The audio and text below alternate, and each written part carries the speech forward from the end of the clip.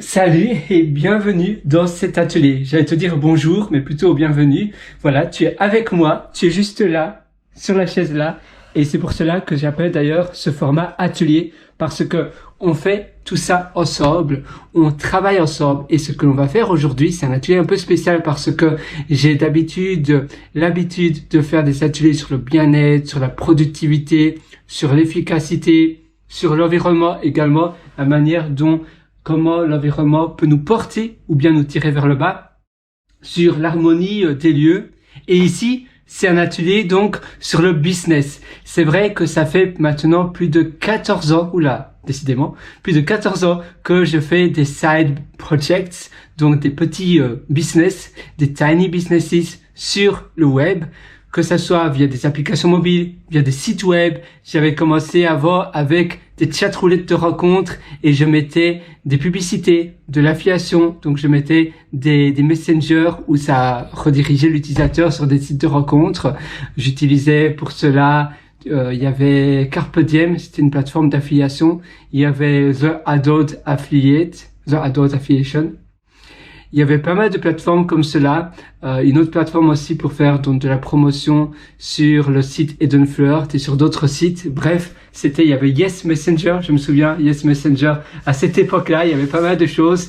Et d'ailleurs, il faisait des petits pop-up comme MSN, si tu te souviens du temps des MSN. Et je mettais ça sur des chat-roulettes de rencontres. Et puis j'avais mes sites de rencontres. J'avais coolonweb.com. Colon Web, ça c'était un site de rencontre que j'ai maintenu, que j'ai eu. Évidemment, j'étais propriétaire pendant plus de 10 ans. J'ai développé ce site. À la base, avant, j'étais pas un bon développeur parce que j'étudiais encore, j'étais aux études et j'avais utilisé un script qui s'appelait Dolphin 6 et puis Dolphin 7 de Bonex. Et puis après, il y avait VLD Personals qui est devenu Dating Script. Et puis après, j'ai développé mon propre script qui était PH7 CMS et maintenant ça s'appelle PH7 Builder. Voilà, pour la petite histoire. Donc tu vois, j'ai fait pas mal de choses de business. Après, j'ai fait également des formations, des applications React Native, des SaaS, pas mal de produits SaaS. J'avais fait un SaaS de marketing Fiverr, un autre SaaS de marketing pour les applications Android, pour le marketing. Comme ça, les gens payent une somme et moi, je faisais le marketing. J'automatisais énormément de choses avec des scripts Python. Et c'était pourtant, ça c'était en 2015, 2016. Et j'ai fait énormément de choses. Donc, j'avais une société qui s'appelait Hizop Limited au Royaume-Uni, à Londres. Hizop Limited, H-I-Z-U-P LTD. Et puis après, j'ai été indépendant également, etc. Donc j'ai eu pas mal de mouvements dans ma carrière. J'ai été salarié pendant un bon bout de temps. Maintenant, j'ai un SaaS qui s'appelle Retainer.io, un SaaS pour les freelance parce que justement, je sais à quel point être freelance, c'est difficile, c'est pas facile tous les jours et c'est vraiment de cela qu'on va parler. Comment on peut gérer une entreprise en ligne calmement, doucement, tout en gardant un style de vie, une qualité de vie, bien extrêmement haute. J'ai vécu dans énormément d'hostels, même des dortoirs de plus de 33 lits. D'ailleurs, je peux peut-être montrer cela si ça t'intéresse. Et c'est vrai que je sais à quel point ça peut être difficile. Et là, moi, j'étais beaucoup plus jeune à cette époque-là. Donc, ma vie, on va dire, voilà, pour moi, un hostel, c'était seulement pour dormir et c'est tout. Et pourtant, je codais encore à ce moment-là. J'avais besoin de peu de sommeil à cette époque-là. Je passais énormément de nuits blanches. Et oui, à Vancouver, d'ailleurs, j'allais souvent dans des coffee shops qui sont ouverts 24 heures sur 24. J'allais aussi dans les Breka, hein, c'est ça, oui. Je peux d'ailleurs te montrer les adresses. Donc, les hostels, je vais te montrer. J'ai d'ailleurs un album photo, rien qu'avec des hostels. Là, c'était des hostels en Nouvelle-Zélande qui étaient pas mal, qui étaient très, très, très bien. Et d'ailleurs, j'étais employé à cette époque-là. Donc, ça, c'est un autre hostel aussi en Nouvelle-Zélande. Ça, c'est les hostels un peu, on appelle ça des pods, tu vois. Et donc, c'est un mini shop, un hostel capsule. Là, c'est un hostel en Nouvelle-Zélande. Et c'était une ancienne prison, en fait, à la base. Donc, ça ressemble un peu, ils ont gardé le style un peu à la prison, tu vois. Et d'ailleurs, ce sont des têtes de mort sur les rideaux. C'est un cell. Une cell, c'est une cellule de prison. Ça, c'est un autre hostel aussi en Nouvelle-Zélande, d'ailleurs. Voilà, d'ailleurs, je pourrais mettre les dates. Ah oui, ça met pas le lieu. Là aussi, à l'île du Sud. Ah non, à l'île du... Oui, c'est ça, hein, c'était à l'île du Sud, ça. C'était à... D'ailleurs, j'ai oublié le nom. 9 janvier 2020. Je pourrais regarder cela. Ça, c'était en Australie. En Australie, près du Whitsundays. Donc, c'était à Airlie Beach. Airlie Beach. Un autre aussi à Airlie Beach. Alors, ça s'affiche là. Et là, ils mettent Parramatta, mais c'est pas du tout Parramatta, c'était à Cairns. À Cairns. C'est vrai, c'est un hostel beaucoup plus, il y a quelqu'un qui a une guitare, etc. Ça fait plus, sobre, on va dire, d'étudiants. Et d'ailleurs, j'en ai d'autres, des photos de cet hostel. Il était très bien, cet hostel. Là, c'est d'autres personnes avec moi. D'ailleurs, ça, c'est moi. Dans un hostel en Nouvelle-Zélande, à Auckland. Là, c'est moi à Londres, dans un hostel à Londres. Ça, c'est à Adelaide, en Australie. Aussi, toujours à Adelaide, en Australie. Voilà, ça, c'est moi. Et il y avait Justin qui était là aussi. Ça, c'est dans une église. Ça, c'est en Irlande. Ça, c'est au Royaume-Uni. Un hostel étudiant. Ah, voilà, tu vois. Là, souvent, au Royaume-Uni, tu as des hostels où c'est pas des lits doubles, mais c'est des lits triples. Et moi, j'étais au milieu, un peu pris en sandwich. Là, c'était des hostels de 33 lits. Un autre hostel aussi, là, c'était Eurong, c'est en Australie aussi, dans un petit bled paumé en Australie. Ça, c'est au Canada. C'est pas Alberta, non, c'est près de Vancouver. Ça, c'est un autre hostel également. Donc, tu vois, oui, d'ailleurs, ça, c'est l'hostel, comment il s'appelle, celui-là, Summer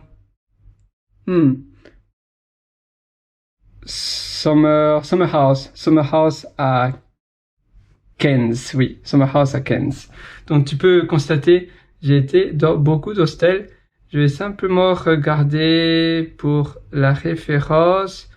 L'hostel, il y avait 2 hostels ah oui, ça c'était aussi en Nouvelle-Zélande, d'ailleurs. Et ça, c'est ma chaussette, voilà.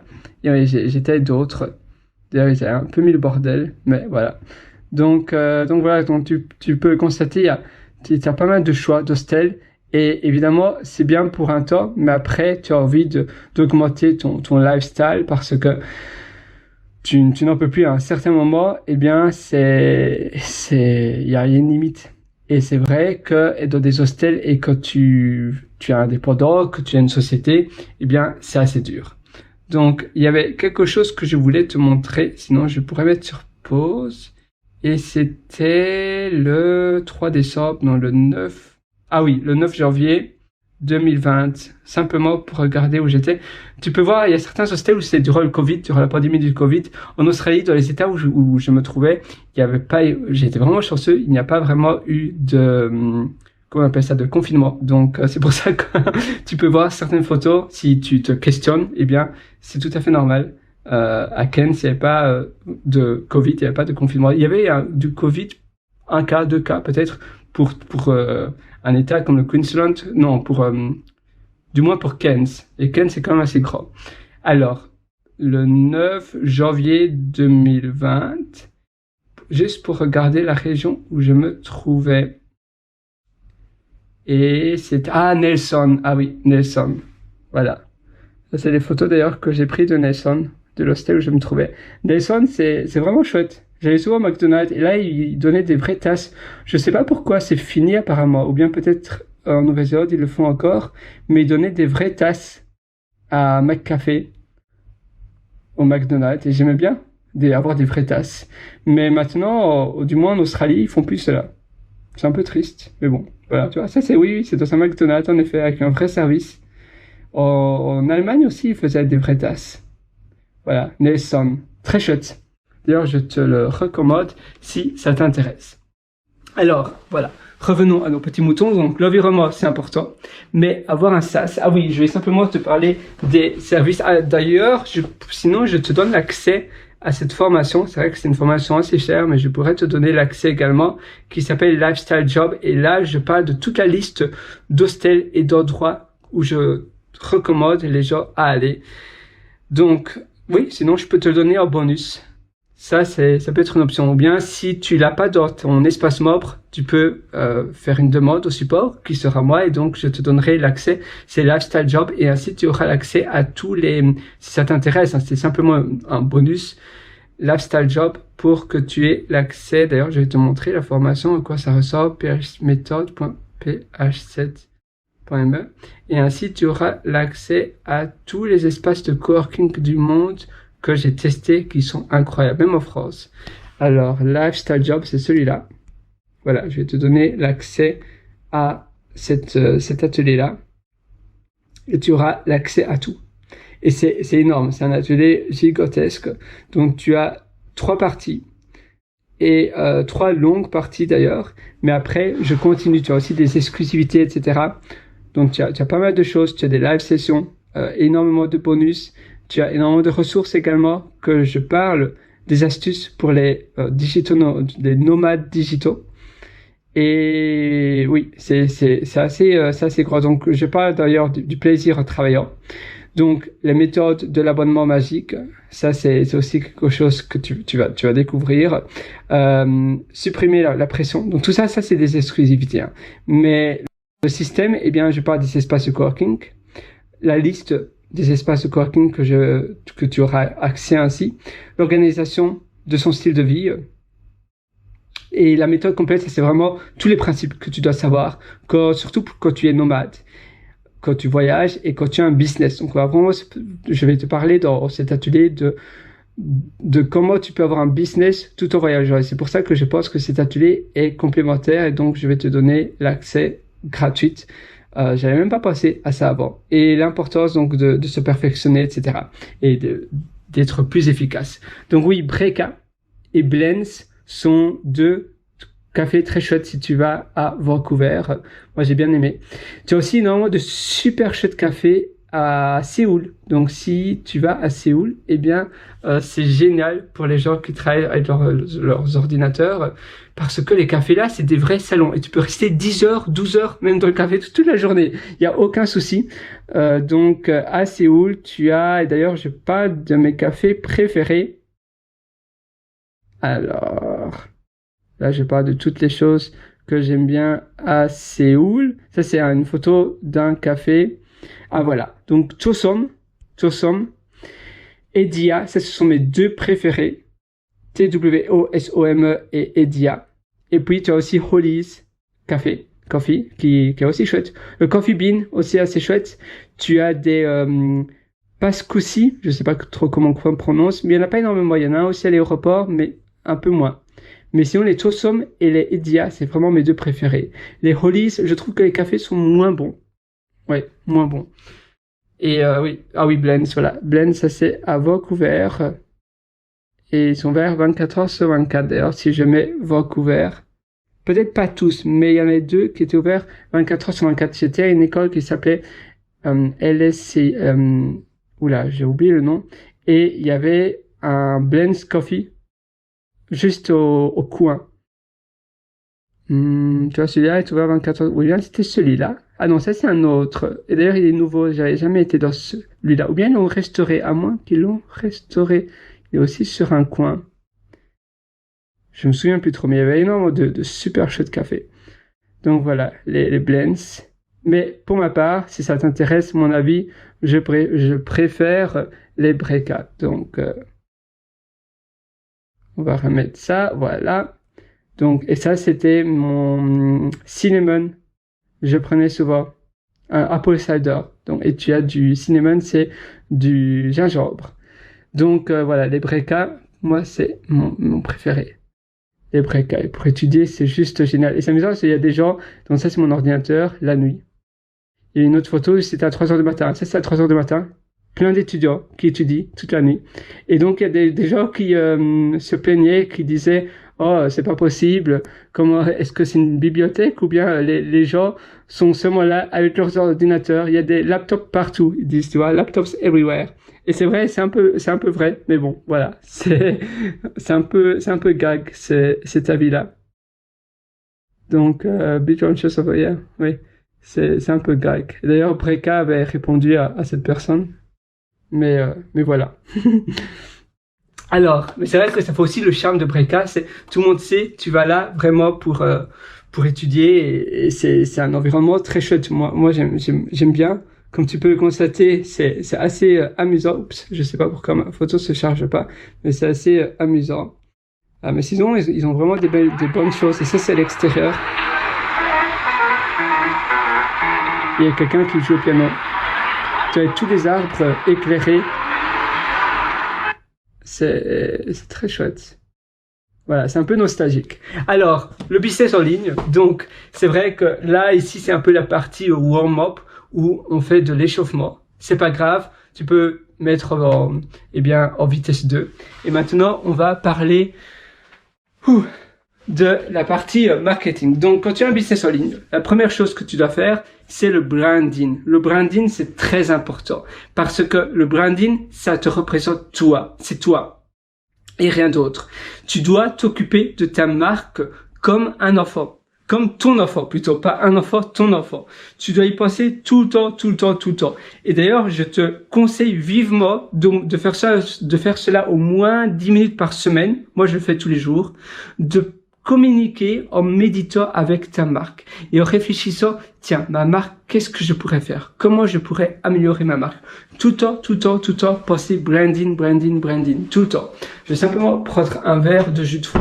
J'ai un peu soif. Et donc, tout le temps, tu vois, même ici, voilà, ça, tu vois, ce sont The Juice Brothers. Et tu as les deux frères qui sont là et directement, ça reflète la marque. Tu as directement l'image de marque, c'est fait en Australie, et c'est justement vendu par des propriétaires australiens. C'est Australian owned. Ça veut dire que c'est détenu par une société australienne. Tu vois, The Brothers. Et ça donne directement envie. Directement, tu connais la marque, tu les vois, tu sais à qui tu as affaire, tu sais que la boisson sera bonne, que c'est 100% naturel et que c'est des fruits également australiens.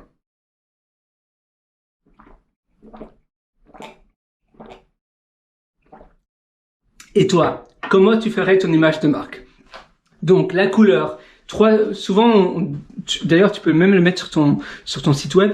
Moi, j'ai une palette également pour Retainer. Tu peux aller sur le site retainer.io et tu verras palette, style de couleur. Et avoir une palette de couleurs, les 3 couleurs de ta marque. Qu'est-ce que c'est, les 3 couleurs? C'est plus dans les tons rouge, foncé, ou bien ça serait plus dans les tons beige, bleu? C'est à toi à voir. Qu'est-ce que c'est finalement? Est-ce que si c'est plus de la créativité, on conseille davantage de jaune? De la psychologie, c'est plus du bleu? Les choses sérieuses, par exemple, si pour toi tu proposes des consultations d'avocats, eh bien, ça serait plus dans les tons gris. À nouveau, plus sérieux. Si c'est plus pour l'amour, etc., plus dans les tons colorés comme le rose, comme le rouge, etc. Le noir également. Et les choses un peu plus flirt, etc. C'est aussi plus noir et rose, rouge. Donc, c'est à toi de réfléchir, mais être consistant, c'est-à-dire être cohérent dans tes couleurs. On appelle consistent en anglais, mais c'est être cohérent dans ces couleurs, c'est extrêmement important. La manière dont tu communiques également, est-ce que tu prends le choix de mettre des points d'exclamation énormément, de mettre des emojis énormément, ou bien c'est plus un style de communication plus sérieux? Et tu dois rester cohérent dans ta manière dont tu communiques. Évidemment, ça ne veut pas dire que dans 3 ans, tu peux pas changer la manière dont tu communiques. Mais si tu communiques d'une manière très cool sur un réseau social et très sérieux sur un autre, ta marque sera plus trop cohérente. Les gens vont se dire, mais est-ce que c'est la même marque? Qui est-ce que c'est? Évidemment, il faut s'adapter sur chaque réseau, ça c'est vrai. Sur TikTok, tu vas parler un peu différemment que sur Facebook et que sur LinkedIn, mais la manière dont tu parles doit toujours rester cohérente. Avoir un persona, un avatar, c'est aussi très important. Par exemple, tu vas avoir ton avatar Pauline. Pauline, qu'est-ce qu'elle aime? Qu'est-ce que c'est ses goûts? Elle aime bien les jus de fruits, elle aime bien courir, elle aime bien le sport, elle fait attention à sa santé, elle a 24 ans, elle habite dans le centre de Paris, elle habite dans le 10e, dans le 12e on va dire.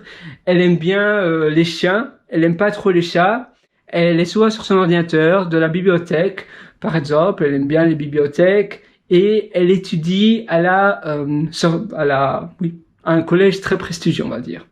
Voilà. Et puis, tu as Romain. Romain, c'est ton personnage homme. Romain, il est un peu plus âgé, il a 32 ans.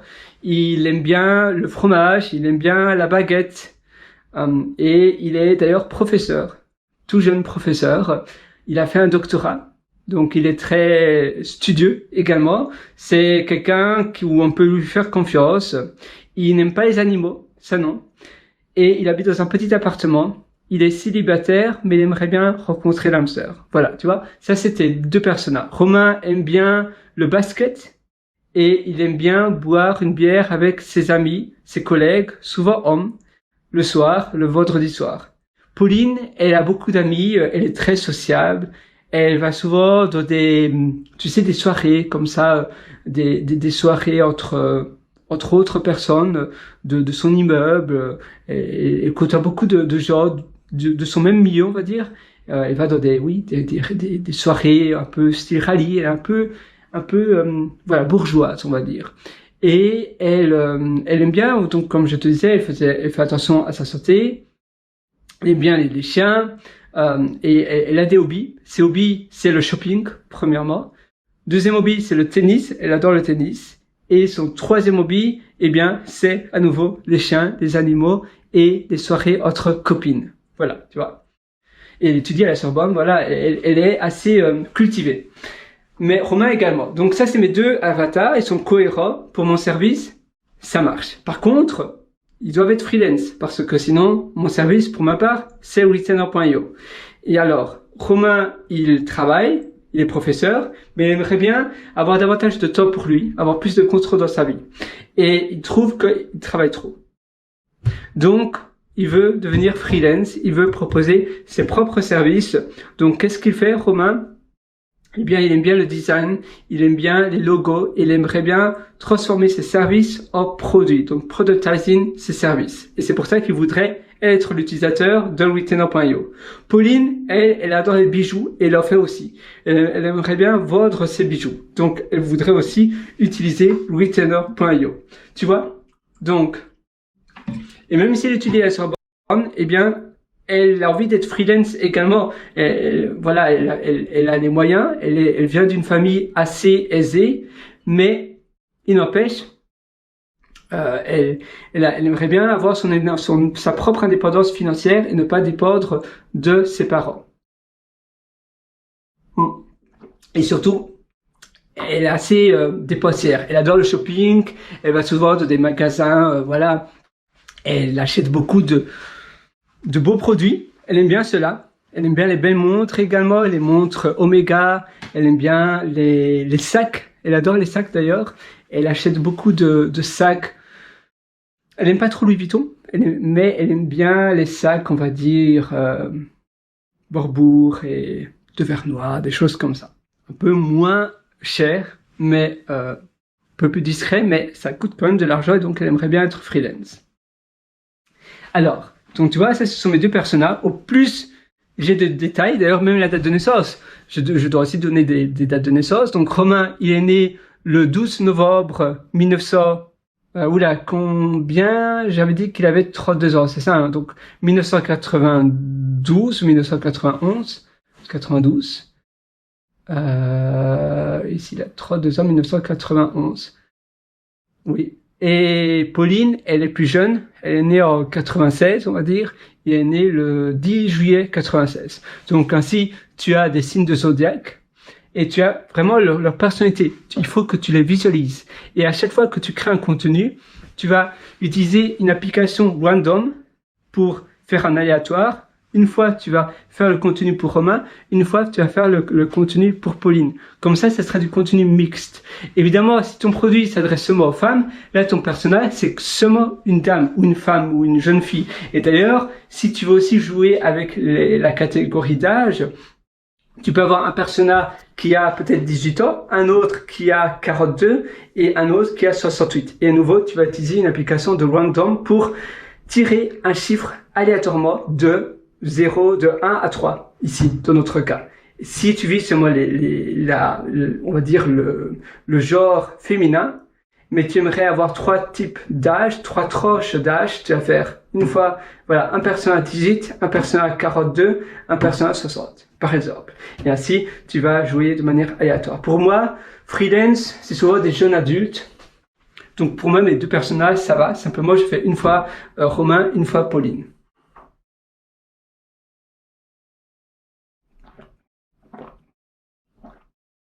Il est quand même drôlement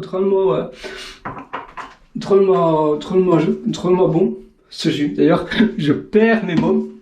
Tu vois, ça pourrait faire une bonne publicité. Et donc, également, pour les personnages, c'est bien de se donner également des caractéristiques. Pauline, elle aime pas trop les blagues. Elle prend tout au premier degré. Romain, il est un peu plus, il est un peu, parfois, la tête un peu dans les étoiles. Il est un peu rêveur, tu vois. Il est un peu, il est moins, Pauline adore économiser. Romain, il a un bon salaire, mais il économise pas énormément. Même si Pauline, elle, voilà, soyons clairs, elle n'a pas de travail encore.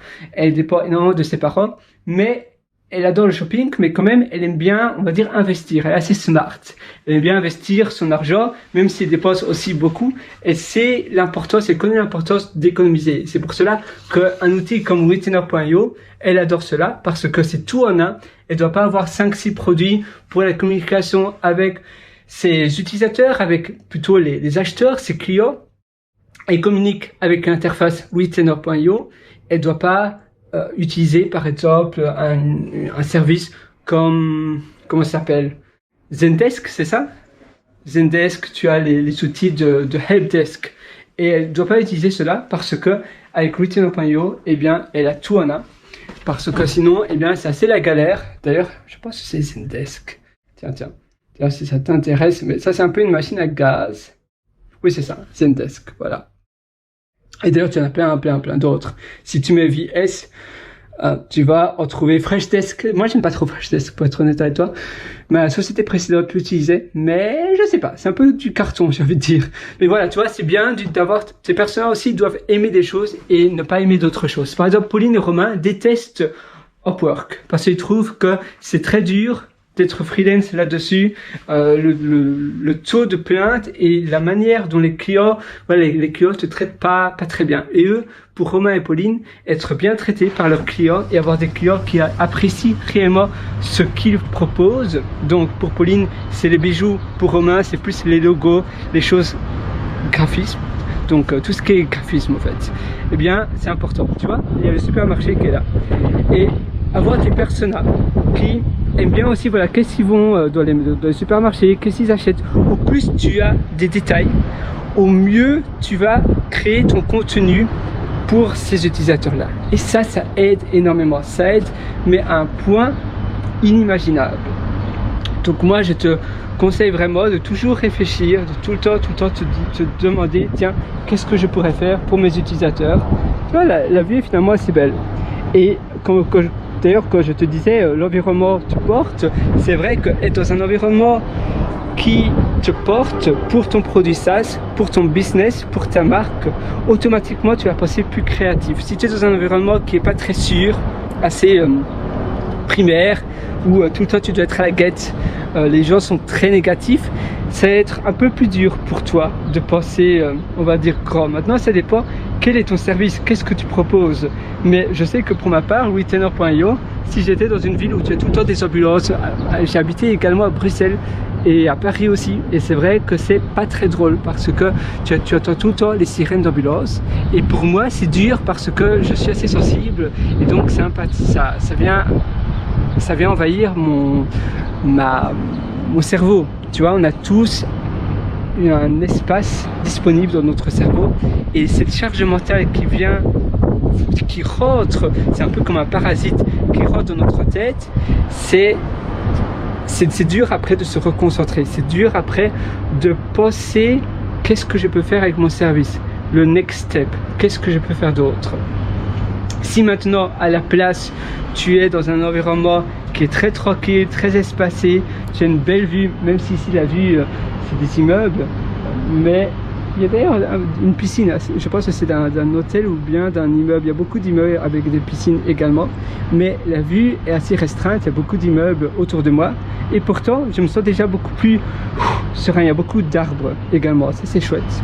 Même si les arbres sont assez jeunes, j'ai habité dans la nature pendant très longtemps. Et d'ailleurs, si ton service SaaS, c'est par rapport à la nature, également, vivre dans la nature, ça a tout son sens. Si tu ne vis pas dans la nature et que tu vis dans un endroit clos, dans un endroit avec du béton partout, eh bien, ça n'a pas de sens, c'est pas cohérent. Pourquoi tu fais un produit qui a à voir avec la nature, ou bien la même chose, si tu as un café, un petit café où tu vois le meilleur café du monde et tu vois vraiment de la bonne nourriture, mais le soir tu manges des nouilles toutes faites, tu sais les nouilles dans les pots que tu mets au four micro-ondes, eh bien c'est pas cohérent.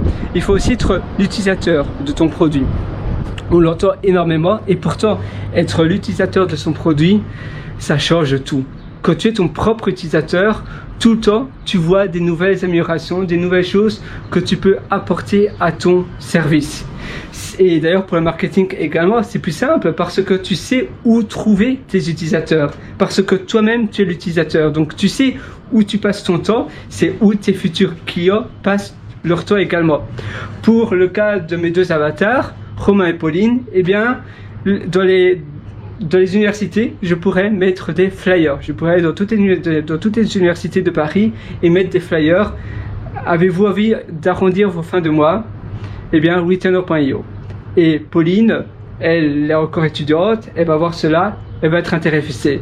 Romain, il est professeur. Il est aussi dans l'université, il va être intéressé, même si pour lui, il n'est pas étudiant, mais c'est pour cela que le message, il faut avoir idéalement des flyers pour les non-étudiants ou pour les personnes qui ont été précédemment étudiants et maintenant qui sont soit professeurs, ils ont fait un PhD, ils ont fait un doctorat et maintenant, eh bien, ils sont professeurs, ils sont, voilà, souvent les professeurs dans les universités sont des docteurs. Donc pour Romain, ça va lui parler directement. Et pour Pauline, elle voudrait bien vivre un peu, avoir quelque chose où elle a revenu, où elle est fière de ce qu'elle gagne. Comme je disais, elle adore le shopping, mais aussi elle est smart, elle aime bien économiser, elle aime bien investir surtout. Donc pour elle, c'est tout bénef. Avoir un outil qui lui permet de gagner un temps considérable parce qu'elle fait beaucoup de shopping, elle fait beaucoup de soirées entre amis, ça prend du temps tout ça. Donc elle voudrait un outil qui lui permet d'être efficace dans ce qu'elle fait. Elle ne veut pas passer du temps sur Internet à essayer de vendre ses produits. Non, elle veut directement quelque chose de white label. Donc, white label, c'est quelque chose qui ne montre pas la marque. Retailer.io, c'est 100% white label. Elle a son propre site avec Retailer.io. Elle peut avoir un sous-domaine, mais également mettre son propre domaine, son propre nom de domaine. Et c'est tout ça, eh bien, elle ne doit pas s'occuper de l'hébergement du site. C'est pas un WordPress qui va se faire hacker ou d'autres problèmes comme cela. C'est un produit où elle a seulement à vendre, à communiquer avec ses clients. Elle voit le paiement. Elle a des dashboards également pour faire passer, s'il y a quelqu'un qui demande une bague sur mesure, je peux le lui faire. Et puis après, je vais faire progression, compléter, et là je peux lui envoyer directement la bague.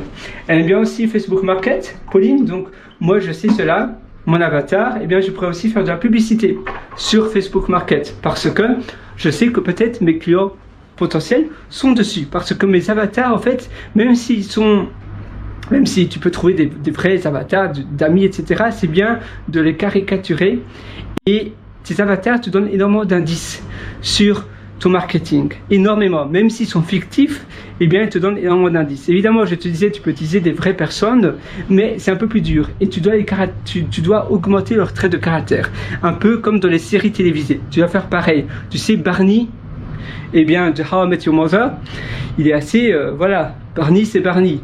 La même chose avec Ross de Friends, tu sais directement la manière dont il va réagir à une situation donnée. Même si tu n'as jamais rencontré Ross. D'ailleurs, il est fictif, il n'existe pas. C'est un acteur qui joue Ross. Mais si tu as regardé tous les épisodes de Friends, tu sais automatiquement la manière dont Ross va se comporter. Directement. C'est recta. La même chose avec Barney, la même chose avec Ted de How I Met Your Mother. Parce qu'ils ont été caricaturés. Oula, je m'embrouille de mes mots, c'est étonnant d'ailleurs, mais tu vois ce que je veux dire. Voilà, donc tu augmentes les traits de caractère et les caractéristiques de ces faux caractères, de ces faux personnages. Mais finalement, tu vas t'attacher à ces personnages, à ces avatars clients. Donc, Pauline, tu visualises directement. Tu peux d'ailleurs, même avec les outils AI maintenant, faire un visage. Et d'ailleurs, je te suggère avoir 2 cadres. Romain, Pauline, pour toi, peut-être ils vont s'appeler différemment. Ça dépend aussi de ton produit. Comme je te disais, tu peux également avoir différents des tranches d'âge différentes. Ça dépend de ton produit. Si ça touche et si ça cible les 18-98, et bien là, idéalement, c'est d'ailleurs vivement recommandé d'avoir 3 ou 4 tranches d'âge différents. Pour moi, mon service, il touche plus ou moins les 26-46 maximum. C'est pour cela que je n'ai pas trop vu de l'intérêt. J'aurais pu en faire 2 tranches d'âge, mais c'est un peu plus difficile. Il ne faut pas non plus avoir trop d'avatars parce que sinon, tu ne vas plus être cohérent non plus dans la manière dont tu communiques. Tu peux même avoir qu'un seul avatar. Si tu touches seulement les hommes ou bien seulement les femmes d'une tranche d'âge assez restreinte, et bien là, un seul personnage, ça suffit amplement. Parce que le problème et le danger d'avoir plusieurs personnages, c'est qu'après, tu sais plus, ça ajoute de la complexité, tu sais plus pour quel personnage, pour quel avatar tu vas créer ton contenu. Comme je te disais, ils sont assez caricatural, décidément, mais la manière dont je parle, c'est peut-être la chaleur. Il fait très chaud aujourd'hui. Il y a 32 degrés à l'extérieur et j'étais à l'extérieur pendant toute la matinée avant de venir ici. Et ça joue un peu sur le cerveau. Et avoir d'ailleurs un persona où tu sais leurs faiblesses, mettons, est-ce qu'ils aiment bien la chaleur, est-ce qu'ils aiment bien, ils sont plus casaniers, ou bien ils sont plus nomades, ils aiment bien voyager beaucoup, ça aussi ça aide directement. Et donc comme je te disais, avoir trop de personas, ça va t'empêcher de voir clair, parce que tu auras trop de complexité, et avoir trop de caractères différents qui sont des caractères assez singuliers, parce que ton personnage doit être singulier. Comme je te disais, c'est exactement le même principe que les caractères de les séries télévisées. Ils ne doivent pas être de yaourt, ils doivent vraiment avoir leurs traits de caractère où ils sont très « Ah non, j'aime pas ça, ah oui, j'aime bien ça ». Un peu comme, je sais plus, c'est dans Friends ou dans How I Met Your Mother, il y a je ne sais plus qui, je pense que c'est dans How I Met Your Mother, qui n'aime pas les... c'est les cornichons, quelqu'un, ou les olives. Et je sais plus qui c'est, qui déteste les olives, ou les olives noires, les olives rouges, les olives vertes. Et c'est pareil, tu vois. Même les olives, ça paraît tout bête. Et pourtant, non, c'est important. Là, ça a son importance.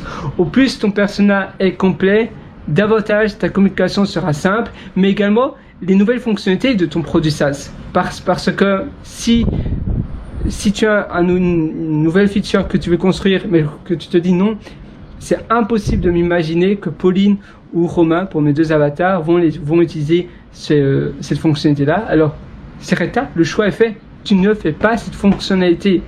Toujours, parle d'abord à tes avatars. Avant toute décision, pour parler, pour communiquer, mais également pour embaucher de nouvelles personnes. Parce que ces nouvelles personnes que tu as embauchées dans ton entreprise doivent connaître également tes personas. C'est pour cela que, comme je te disais, c'est maintenant avec les outils AI, ça n'a jamais été aussi simple de générer des visages de ces personas.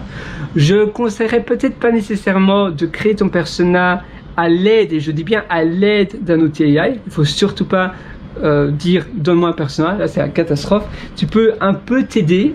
Les outils AI à nouveau, ça doit être un aide, c'est un peu comme un stagiaire, c'est rien d'autre qu'un stagiaire, parce que toi tu dois toujours avoir le contrôle sur tout. Et donc si la personne la plus intelligente de la pièce c'est l'outil AI et pas toi, parce que tu as tout délégué à l'outil AI et donc tu n'as plus le contrôle sur ton entreprise, et bien là c'est la catastrophe, parce que alors tu sais plus où tout ça va.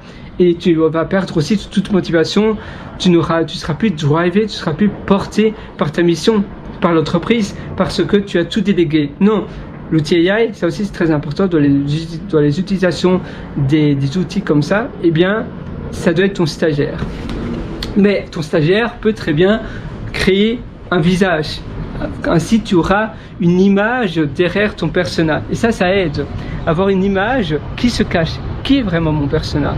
Et ainsi, tu vas pouvoir mieux construire la personne de ton avatar. Et ça, à nouveau, ça va te permettre de créer du meilleur contenu, du contenu plus ciblé pour ton produit. Voilà, donc tu vois finalement la puissance d'avoir des avatars comme ça change complètement le monde. Et après finalement, tout le reste, c'est du yaourt. C'est vraiment fastoche. C'est très très très simple. Parce que toutes les réponses viendront de tes deux avatars. Ou de ton seul avatar. À nouveau, ça dépend. Moi, j'ai deux avatars et ils vont évoluer dans le temps. Mais après, ils peuvent changer de passion. Je peux les faire évoluer. Ils sont pas statiques. Ils peuvent aussi changer. Comme nous, toi et moi, eh bien, c'est pas parce que maintenant j'adore les jus à la blueberry que peut-être dans un an, je vais plus trop aimer cela. Et tu te laisses aussi.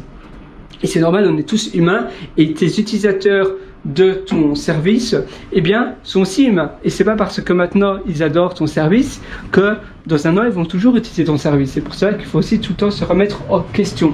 Et donc les lieux, c'est très important. C'est pour cela que j'en parlais tellement au début de cet atelier. La puissance des lieux. Et dans un lieu qui t'inspire, en Nouvelle-Zélande, j'allais énormément au Polynesian Spa. D'ailleurs, je te le recommande si tu es dans le coin de Rotorua. Rotorua, tu as le Polynesian Spa. Il faut pas louper cela. Moi, je passe à chaque fois toute la journée entière. Tu as le Wi-Fi, même, tu peux le demander. Ils vont te donner. Il faut le demander. Ils vont pas te donner directement, mais dès que tu le demandes, tu l'auras. Et tu peux rester dans les bains, dans les piscines, et tu peux brainstormer. Et c'est génial. Moi, j'adore. Tu as aussi les bains de boue, un peu plus loin et un peu plus cher. Je recommanderais pas trop. Une seule fois, simplement, en tant que touriste. Mais par contre, au Polynesian Spa, j'y allais tous les dimanches.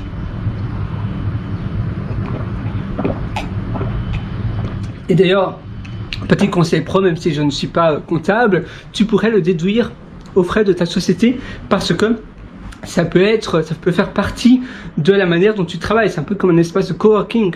Là, c'est de détente, mais de brainstorming. À nouveau, ça dépend aussi du type de business que tu as. Mais ça pourrait être le cas. C'est un peu comme quand tu vas dans un hôtel pour voir un client en déplacement. Eh bien, le prix de ton hôtel, tu vas le déduire. C'est ta société qui va payer l'hôtel parce que c'est un déplacement professionnel. Parce que tu vas voir un client ou bien tu vas voir un futur fournisseur, etc. Et pour ton produit, ça c'est pareil aussi. Tout ce qui est marketing, persona, les outils AI, tout ça tu peux déduire. J'ai aussi également eu une société à Singapour, j'ai vécu aussi à Singapour, c'est aussi très chouette. C'est beaucoup plus dur d'ailleurs de construire une société à Singapour qu'à Londres. Tu dois aussi être deux, donc tu dois souvent payer un service pour un service qui va te donner un directeur singapourien parce qu'il doit y avoir une autre personne qui habite à Singapour. Si tu habites à Singapour, là ça va, tu peux être seul. Mais sinon, si tu n'habites pas à Singapour à temps plein, je veux dire, pour ma part, je voyageais, j'habitais à Singapour, mais je n'étais pas résident permanent.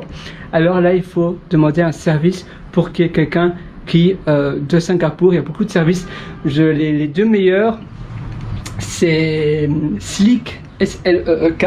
D'ailleurs, lui, c'est vraiment le meilleur, c'est le top du top. Et d'ailleurs, les deux fondateurs sont des Français. Et le deuxième, c'est Osome, O-S-O-M-E. Et là, le fondateur il habite au Royaume-Uni, parce qu'il y a aussi Osome au Royaume-Uni. Ça, c'est le premier pour Singapour. Et le deuxième est un peu moins, en fait, il paraît plus cher, Sleek. Mais en réalité, parce que les frais de comptable sont moins chers avec Sleek, si tu regardes bien, donc Sleek est en réalité un peu moins cher. Même s'il paraît plus cher, il est moins cher. Voilà, ça c'est Sleek. Parce que avec Osome, tu payes les frais de comptable par rapport au chiffre d'affaires, il me semble. Et avec ça c'est avec Osome. Osome, c'est le chiffre d'affaires et dès que tu dépasses les $3,000 ou quelque chose comme ça, quelque chose de complètement, tu peux à peine gagner, sinon directement tu payes une fortune pour les frais de comptable. Et pour Sleek, c'est pas le chiffre d'affaires, c'est pas ce que tu gagnes, mais c'est les dépenses. Donc si tu dépenses énormément, alors là tu vas devoir payer plus davantage pour les frais de comptable. Mais c'est pour cela qu'en réalité, même si Awesome paraît moins cher sur papier, dans la vraie vie, si tu gagnes un peu bien, si ta société gagne plus ou moins bien, eh bien Slick va revenir moins cher. Donc voilà, Slick. Et pourtant, j'en ai été voir énormément.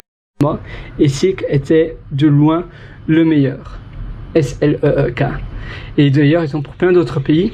Et pour ma part, c'était pour Singapour. Ils ont pour l'Australie aussi. Ils ont pour Hong Kong. Et Awesome aussi. Peut-être que Awesome est mieux pour Hong Kong.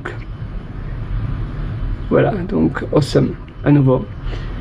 Ça, si ça t'intéresse. Sinon, pour le Royaume-Uni, pour ma part, j'avais ma société par moi-même. Donc, ma société, j'avais créé par moi-même sur le HMRC.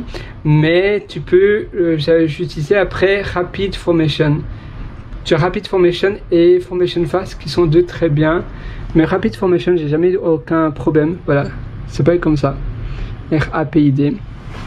Et j'utilisais un service de comptable qui s'appelle Clever Accountant. Quand je l'utilisais en 2014, ils étaient encore très nouveaux. Maintenant, ça fait longtemps qu'ils sont sur le marché. Alors, Clever Account, c'est ça. C'était celui-là.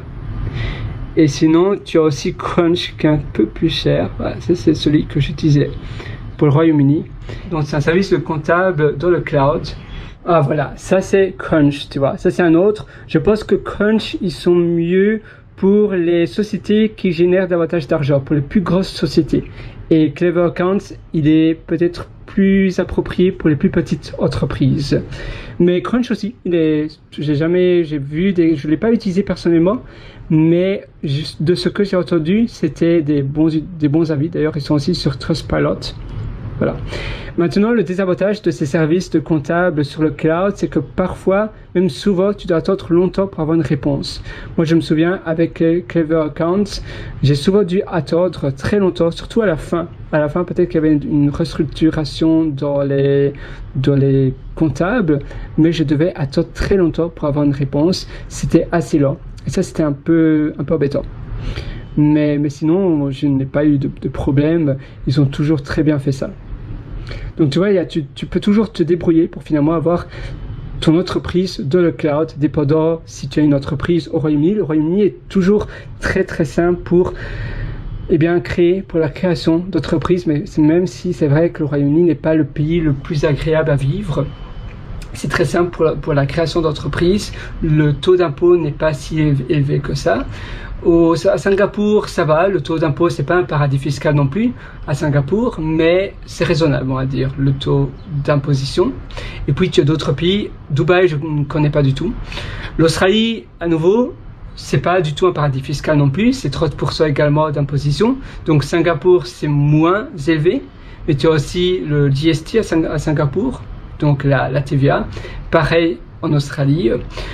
Tu peux déduire cela aussi, mais pour ça, il faut avoir un numéro de TVA et donc tes frais de comptable ne vont plus être aussi bas. Parce que si tu as un numéro de TVA, tu dois faire ta comptable tous les 3 mois, il me semble. Donc, ça va te coûter beaucoup plus cher également de les frais de comptable. Donc, c'est à toi à voir si tu fais beaucoup d'achats ou pas. Si tu es dans le e-commerce, évidemment, tu fais beaucoup d'achats et là, c'est plus intéressant d'avoir un numéro de TVA.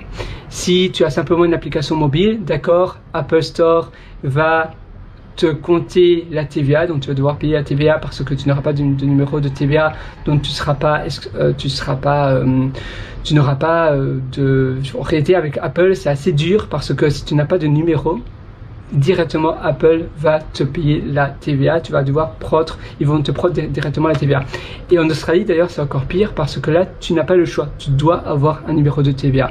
Peu importe, même si tu n'as pas l'obligation, parce que je pense qu'il faut gagner un minimum de 60 000 ou 80 000 dollars pour être requis à avoir un numéro de TVA, pour avoir l'obligation. Si ton revenu est inférieur, il est même recommandé de ne pas en avoir pour avoir moins de paperasse.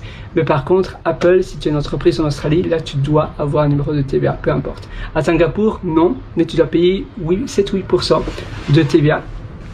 Au Royaume-Uni, c'est pareil. Si tu gagnes moins de 90 000 livres sterling, ou même peut-être que maintenant c'est dans les 100 000 livres sterling, tu ne dois pas avoir de numéro de TVA. Donc voilà, ça, c'est des choses à savoir. Le Royaume-Uni, pour moi, il s'agit de l'endroit le plus simple pour créer une société. C'est mon opinion. Je n'ai jamais créé de société, par exemple, à Dubaï. Je ne suis pas aussi sûr que ça soit si simple que ça à Dubaï, parce que au Royaume-Uni, tu fais tout via Internet, tout en ligne. Il n'y a rien à se soucier. Maintenant, comme dans tous les pays, pour terminer une société, quand tu veux justement faire un exit, que tu veux plus avoir ton entreprise, c'est toujours un peu plus dur que la création. Il faut envoyer une lettre, il faut attendre à la Gazette, il faut attendre 6 mois, mais ça c'est dans tous les pays. Et je trouve quand même que même là, le Royaume-Uni, c'est extrêmement simple. Même pour faire un strike-off, ça veut dire radier une société, radier une entreprise.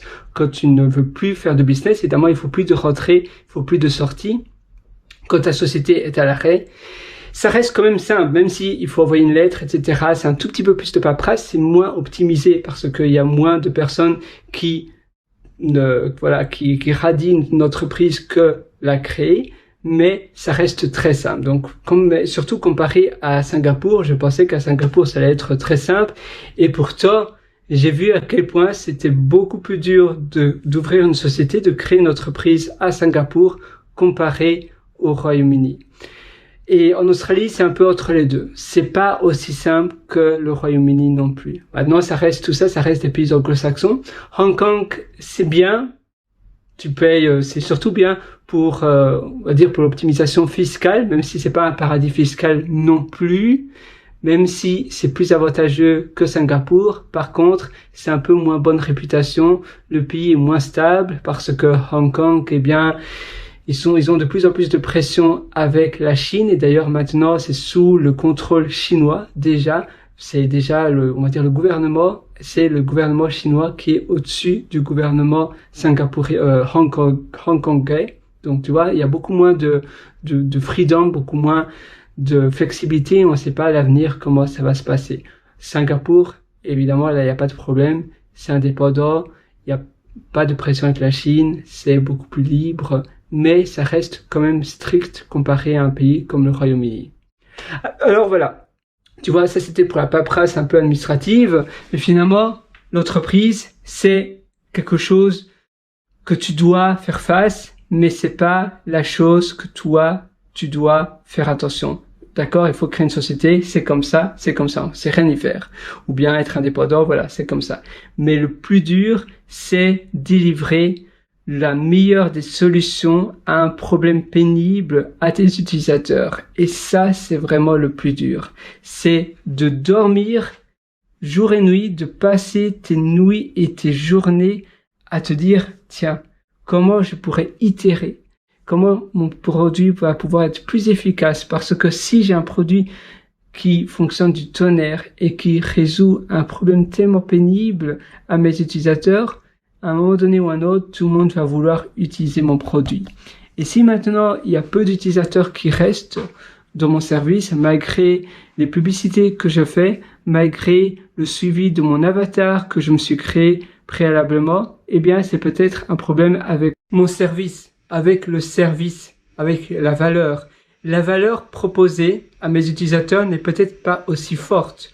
Ou bien tout simplement, le problème n'est pas bien résolu. Parfois, on pense qu'on résout bien le problème, la pénibilité, et ce n'est pas le cas. Et c'est pour cela qu'il est aussi très important de questionner et de parler avec ses utilisateurs. Je sais, ça a été dit et redit, surtout dans le livre de... comment il s'appelle encore? L'un des premiers investisseurs de Facebook, c'était, d'ailleurs j'ai oublié son nom, Zero to One, c'est son livre, c'est Zero to One, c'est du...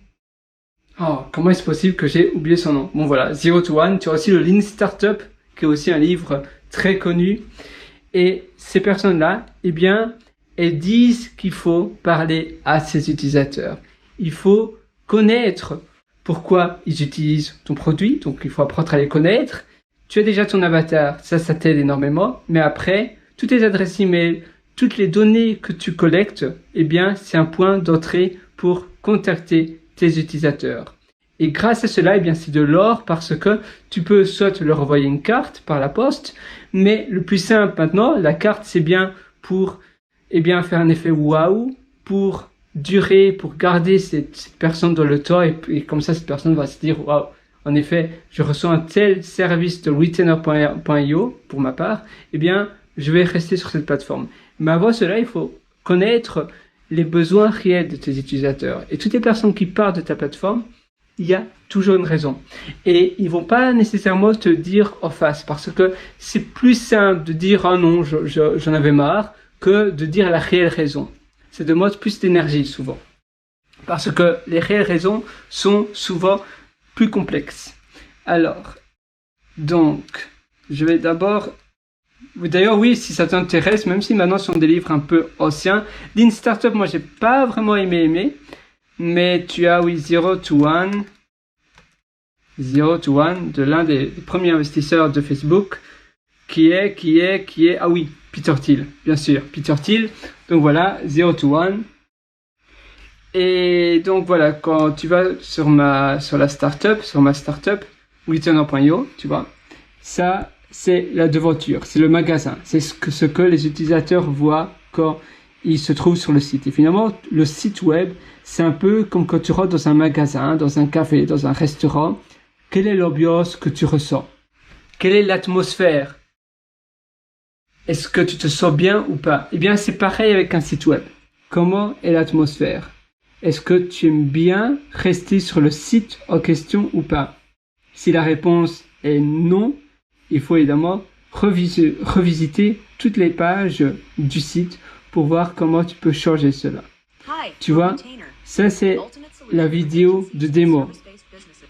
Mais à nouveau, ça dit ce que ça fait, mais ça ne veut pas nécessairement dire que les utilisateurs vont tout comprendre. Évidemment, il faut être simple, il faut être clair également dans son message. Parce qu'il y a beaucoup d'utilisateurs qui vont sur le site, ils scroll down, et puis ils repartent. On ne sait pas pourquoi.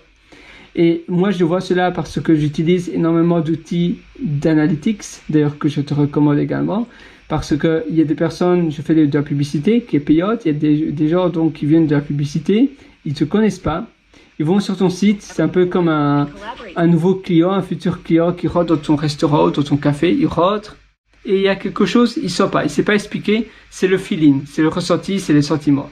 Et puis il repart. Et c'est vrai qu'on travaille tous, on prend la raison par rapport à nos sentiments.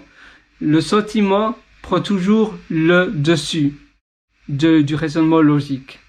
Et il faut être d'accord avec cela, et d'ailleurs davantage chez les femmes, mais le sentiment, eh bien, si tu sens pas quelque chose, si tu n'accroches pas, tu vas partir. C'est pour cela que quand tu crées ta page de ton site, de ton service, y penser et créer cela pour ton avatar spécifique, eh bien, ça change tout. Parce que tu vas pas créer quelque chose où tu vas générer du texte via des outils AI vite fait, mal fait. Non. La page d'accueil est la page la plus importante. C'est aussi important qu'une devanture d'un magasin. Pourquoi tu rentrerais dans le magasin A et pas dans le magasin B? Souvent, on voit énormément de monde dans un café et pas dans un autre qui est juste à côté. On dit souvent emplacement, c'est le plus important. Oui et non, parce que il n'empêche qu'on veut aller à l'endroit le plus populaire. Parce que si on se dit, ici il y a du monde, ça veut dire que c'est bon. Ça veut dire que c'est bien.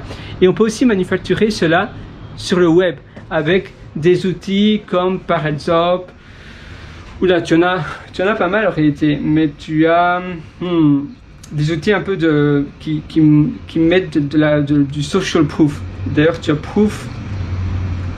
Oui, tu tapes simplement social proof et tu vois par exemple, il y a autant de visiteurs sur le site, il y a autant de personnes qui ont acheté ce produit-là. Proof social widget. Tu peux mettre quelque chose comme ça, tu vois.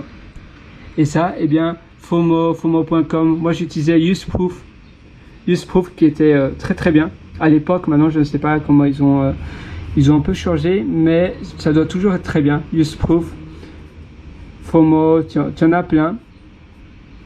Tu as aussi des intégrations pour Podia, pour la plateforme Podia, et des outils de useproof, donc qui montrent la preuve de notoriété. Ça, directement, ça donne confiance.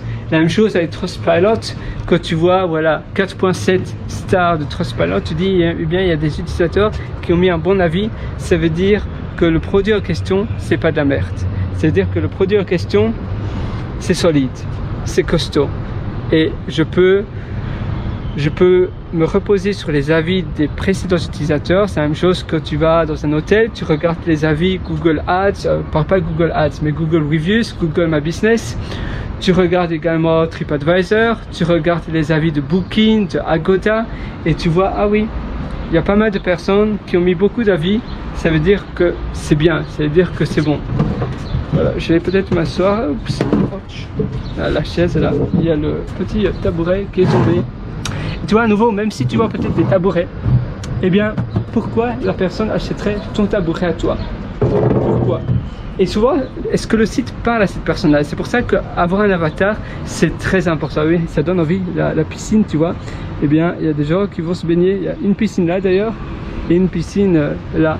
À nouveau, tu vois, la piscine là, elle est vide. Ah, il y a une personne qui nage. Et l'autre piscine, il y a plus de monde. On se demande à nouveau pourquoi c'est la même chose pour les restaurants, pour les chaînes de fast-food. C'est toujours comme ça. Il y a toujours un endroit qui sera plus rempli que l'autre. Eh bien, pour ton outil, c'est pareil. Et il faut que tu te niches d'abord.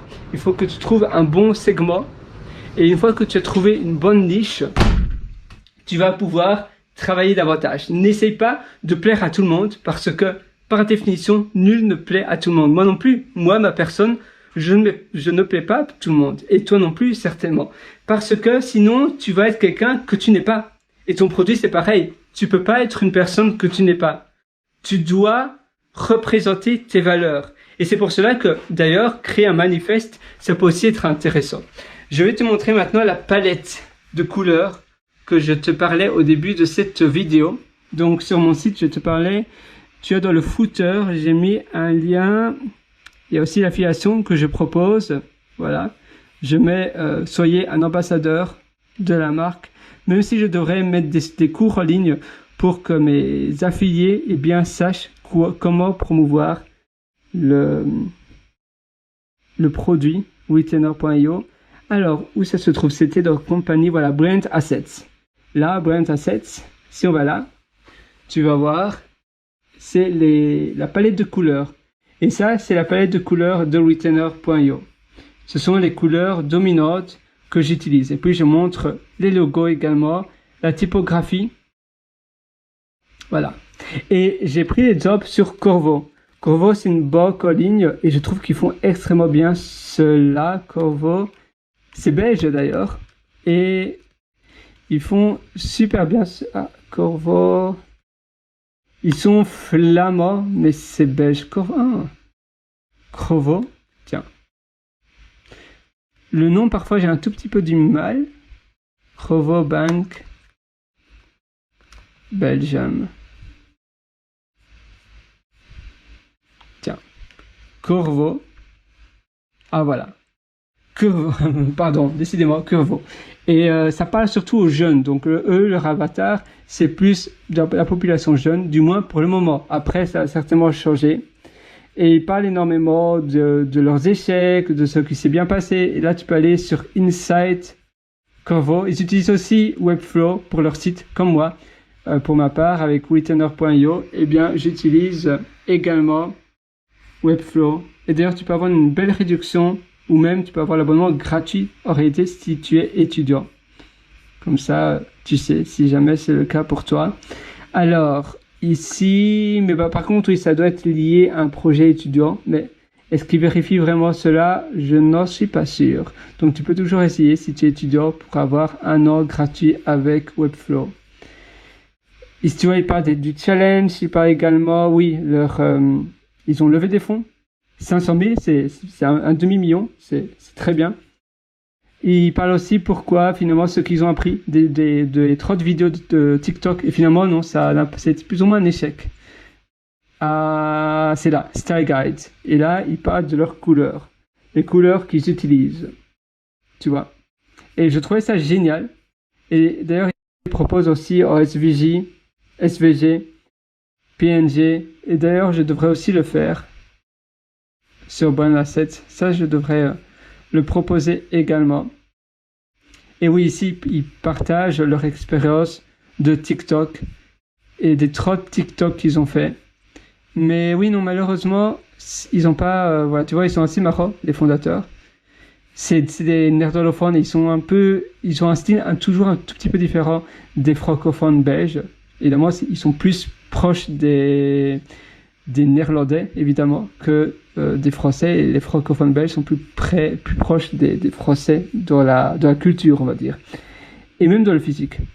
Tu peux aussi le remarquer, je trouve, du moins. Et ici, oui, il est où leur TikTok? Je cherche leur TikTok. Académie, où là, c'est finalement un blog, mais ils appellent ça Académie. Philosophie, tu vois, ils travaillent très bien leur branding, ils sont très très bons à cela. The Number, ça aussi, je peux te montrer, mais je trouve que leur cas d'exemple est très bien, et c'est vrai que des néobocs, comme par exemple, même si eux, c'est pas un néoboc, c'est pour investir, mais des néobocs comme Revolut, au début, il y a 10-12 ans, quand Revolut commençait, ils étaient beaucoup plus, on va dire, singuliers.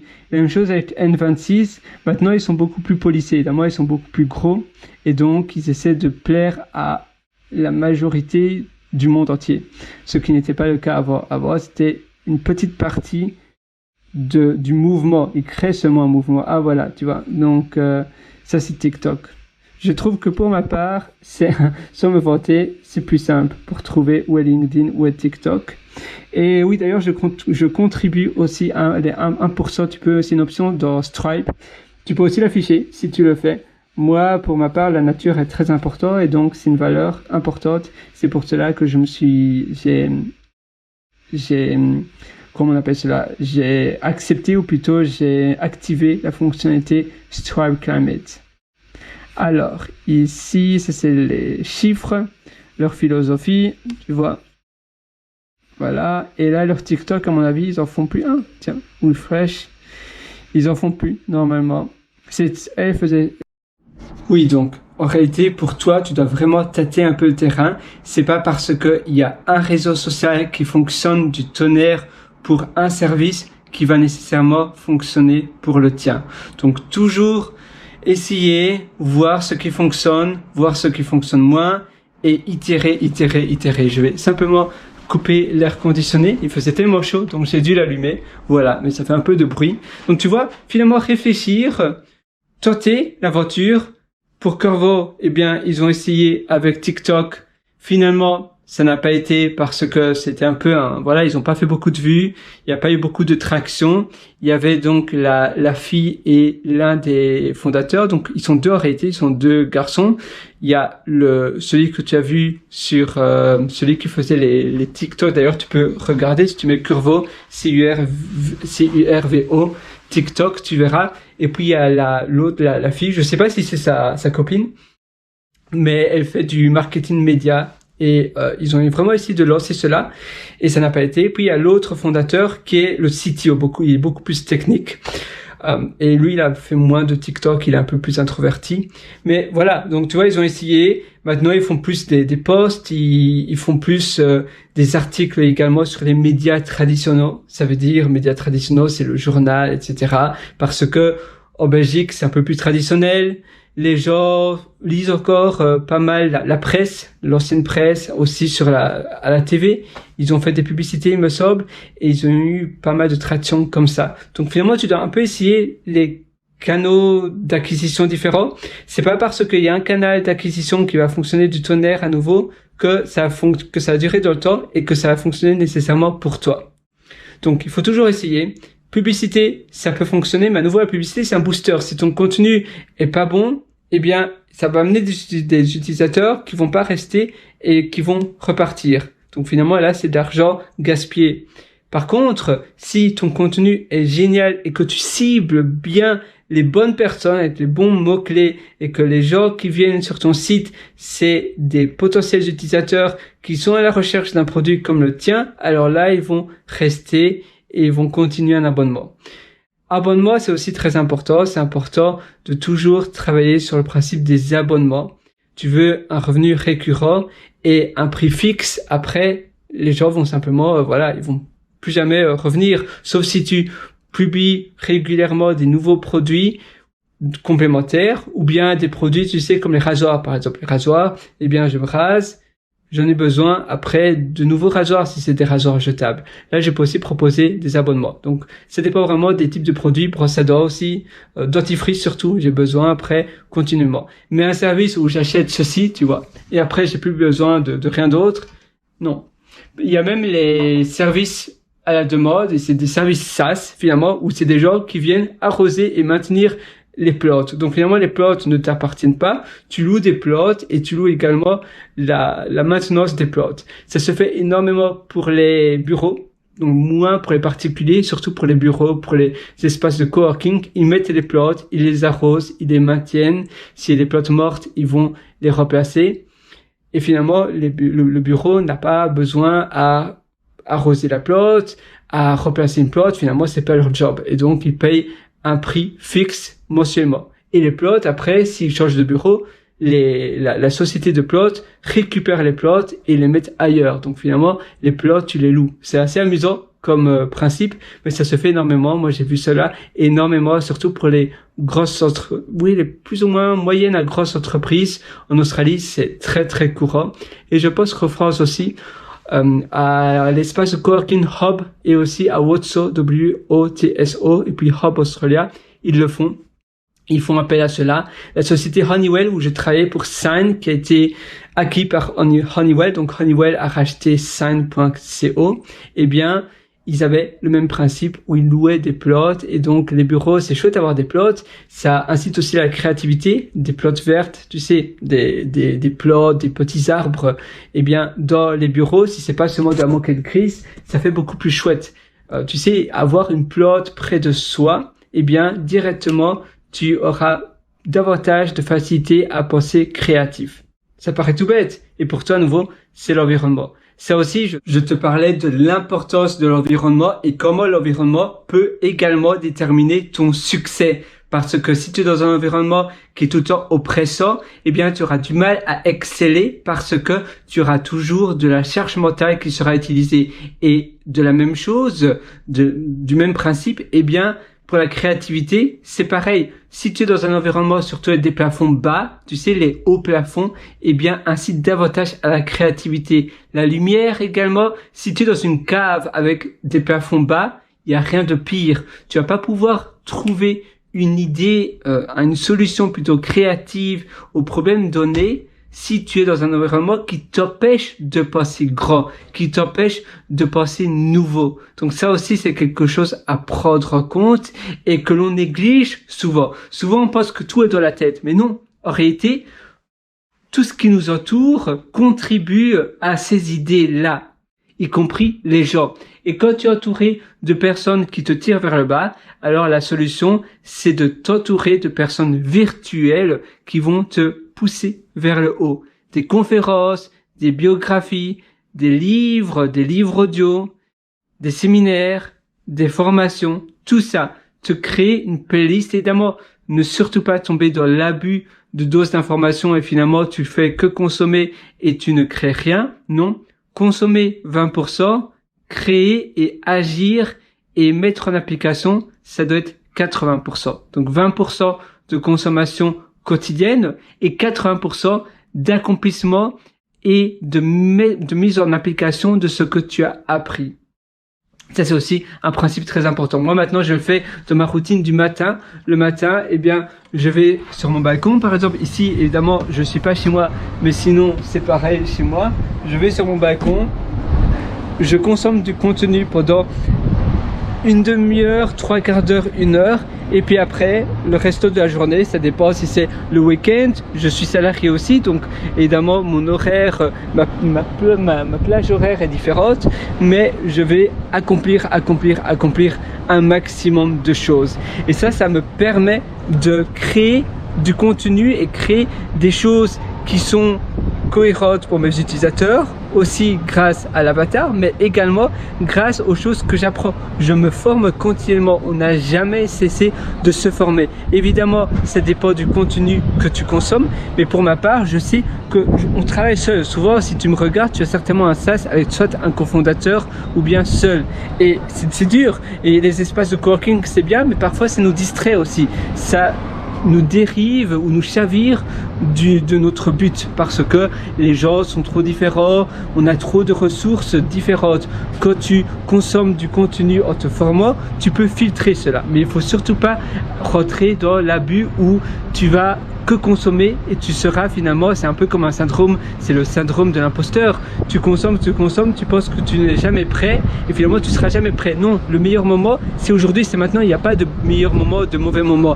Il faut pas remettre à plus tard ce que tu veux faire aujourd'hui. Il faut faire ce que tu veux faire maintenant, aujourd'hui.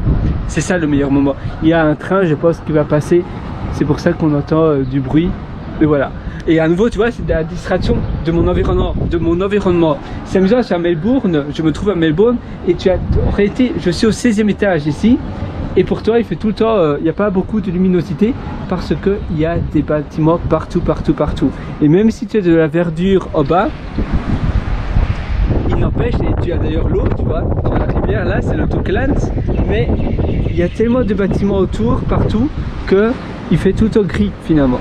Voilà, c'est pour la petite, j'aime bien parfois un peu râler, même si à nouveau, tu vois, râler, c'est pareil. Toi, ta personne, ta posture, la manière dont tu te tiens, eh bien, ça va aussi déterminer ton succès. Ton succès pour ton SaaS, ton succès pour ton produit. Si tu râles, si tu vois la négativité, comment tu peux agir et aller droit de la voie. Évidemment, il faut tomber amoureux du problème que ton SaaS va résoudre, mais la solution, il faut tout le temps itérer. Mais par contre, si tu es frileux aux nouvelles opportunités, si tu es frileux au changement, ça on parle de négativité, et bien là, tu vas pas pouvoir itérer de la solution que tu proposes. À un moment donné, il y a un concurrent qui va faire mieux que toi, parce que lui il va itérer, ou bien lui il va rentrer plus tard dans la partie que toi, c'est-à-dire que peut-être que toi ça fait 5 ans que tu existes et que tu n'as pas beaucoup itéré, que ta solution elle est veillante, et que lui, ton concurrent, il arrive maintenant sur le marché, il va directement arriver avec une meilleure solution. Donc ça aussi, il faut parfois faire table rase et se dire, voilà, maintenant je fais table rase, qu'est-ce que je peux faire de nouveau, de complètement innovant, au lieu de tout le temps me dire, oh non, voilà, je reste avec le même produit. Simplement ne pas avoir peur de faire table rase. Tu sais quel est le moment où la terre est la plus fertile? Eh bien, après un incendie ravageur. C'est pour ça que malheureusement au Brésil, il y a beaucoup de fermiers qui mettent le feu à la forêt amazonienne, parce qu'après, eh bien, la terre est fertile pour faire pousser des plantations de soja et autres. Voilà. Tu vois, et c'est pareil pour tout finalement. Donc, il faut être conscient que parfois, c'est plus simple de faire table rase. C'est la même chose pour la peinture. Si tu fais une peinture et que tu fais une tache ou autre chose, il faut refaire une nouvelle peinture.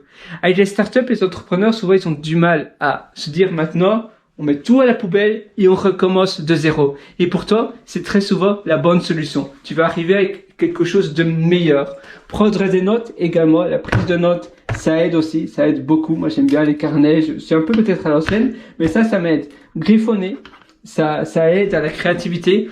Aller dans un café, à un moment, moi j'aime bien faire cela une fois par semaine. Je vais dans un café, je pense à ma startup, je regarde ce qui s'est passé cette semaine, combien d'utilisateurs ont pris mon service, publicité, marketing. À nouveau, il faut passer beaucoup de temps en marketing, mais si tu n'as pas d'utilisateurs, on se demande pourquoi. Et là, il faut se dire, mais il y a un problème, combien de personnes est venu sur mon site? Donc, il faut traquer à nouveau tes utilisateurs. Tiens, il y a autant de personnes qui sont venues. Pourquoi personne reste? Et s'il y a personne qui reste sur ton site, eh bien, c'est peut-être qu'il y a un problème. Peut-être que le problème vient d'ailleurs, mais il faut toujours tâtonner. Il faut se demander, tiens, qu'est-ce que je pourrais faire de différent? D'ailleurs, je vais te montrer une note. Et après, ça va être la fin, finalement, de cet atelier. J'espère que ça t'a aidé. À nouveau, tu sais, finalement, c'est que le début. C'est que le début de la montagne russe. Parce que être un entrepreneur, c'est un peu une montagne russe. Tu as des hauts et des bas. Et oui, et c'est dans les moments de bas où il faut jamais jeter l'éponge. Ça veut dire que tu es tout près du but. Et être persévérant, à nouveau, la persévérance, c'est l'atout le plus important. Moi, c'est ce que je prône le plus. Et d'ailleurs, c'est ça que je recherche quand je dois embaucher quelqu'un. Parce que on sait tous finalement que c'est pas facile. Et c'est pas parce que maintenant ça a l'air simple ce que l'on fait, eh bien à un moment donné ça va être assez dur. Détermination, oui. La persévérance et la détermination, c'est vraiment les deux choses les plus importantes. Alors les services que j'utilise, j'ai Forest que j'utilise énormément. Ça, aurait été un peu comme un Pomodoro. C'est-à-dire que je mets un timer, Forest, et il m'empêche d'aller sur mes applications. Sinon, en fait, il y a une gamification et sinon, il y a un arbre virtuel qui va être abattu.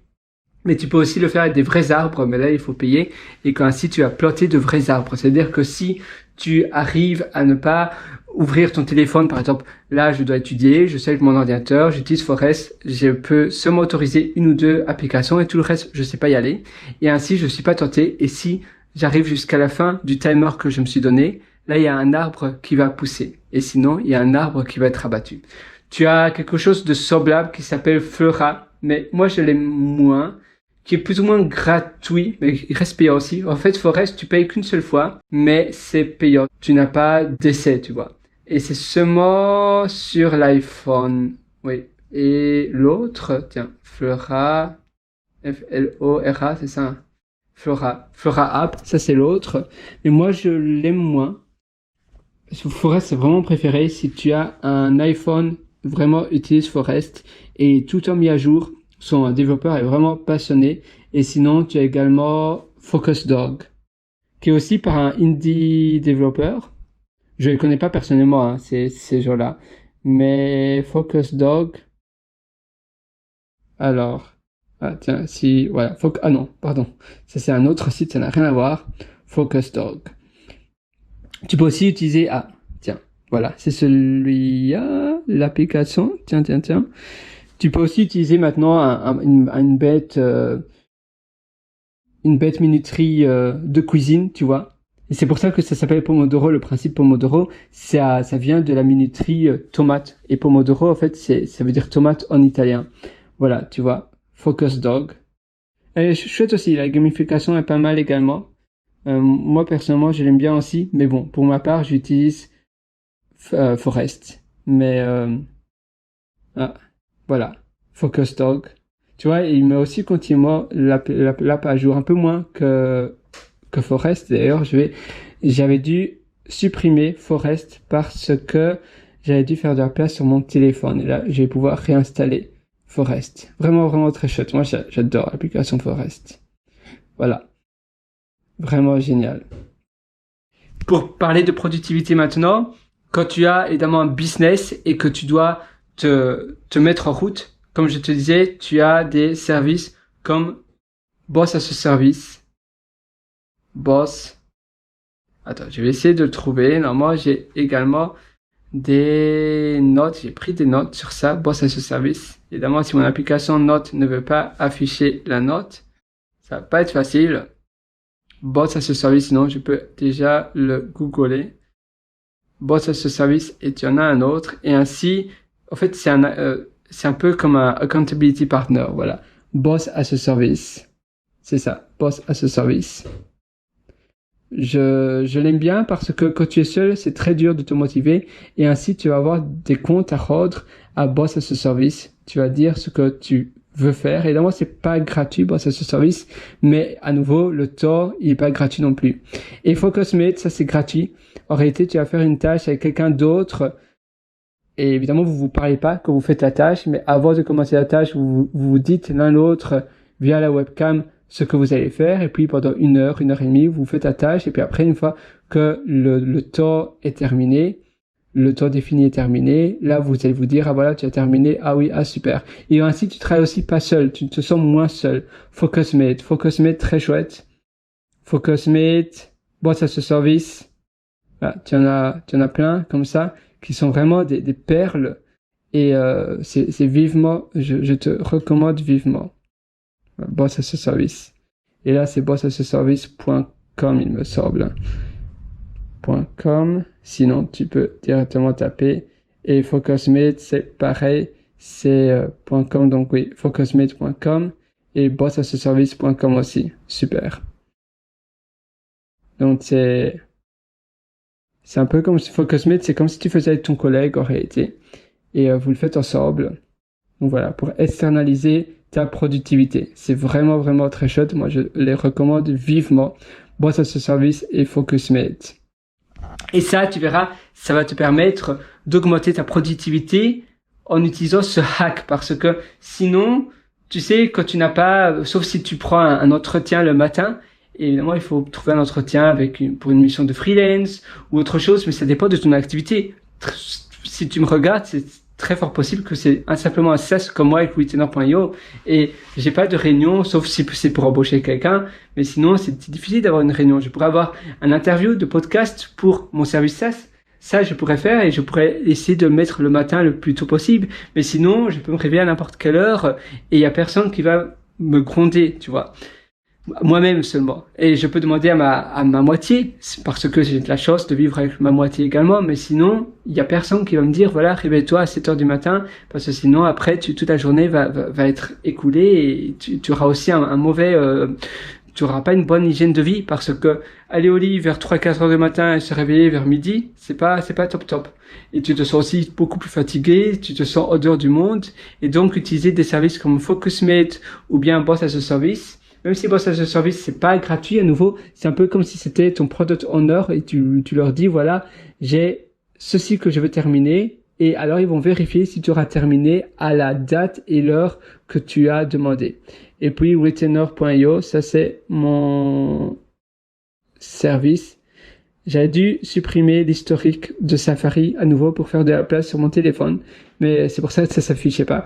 Mais voilà, Retainer.io, le service que je parlais. Et tu vois, tous les jours, j'essaie de vivre avec... Non, j'essaie pas, je vis avec la marque. Tous les jours, je poste, tiens, mon avatar, qu'est-ce qu'il a besoin maintenant?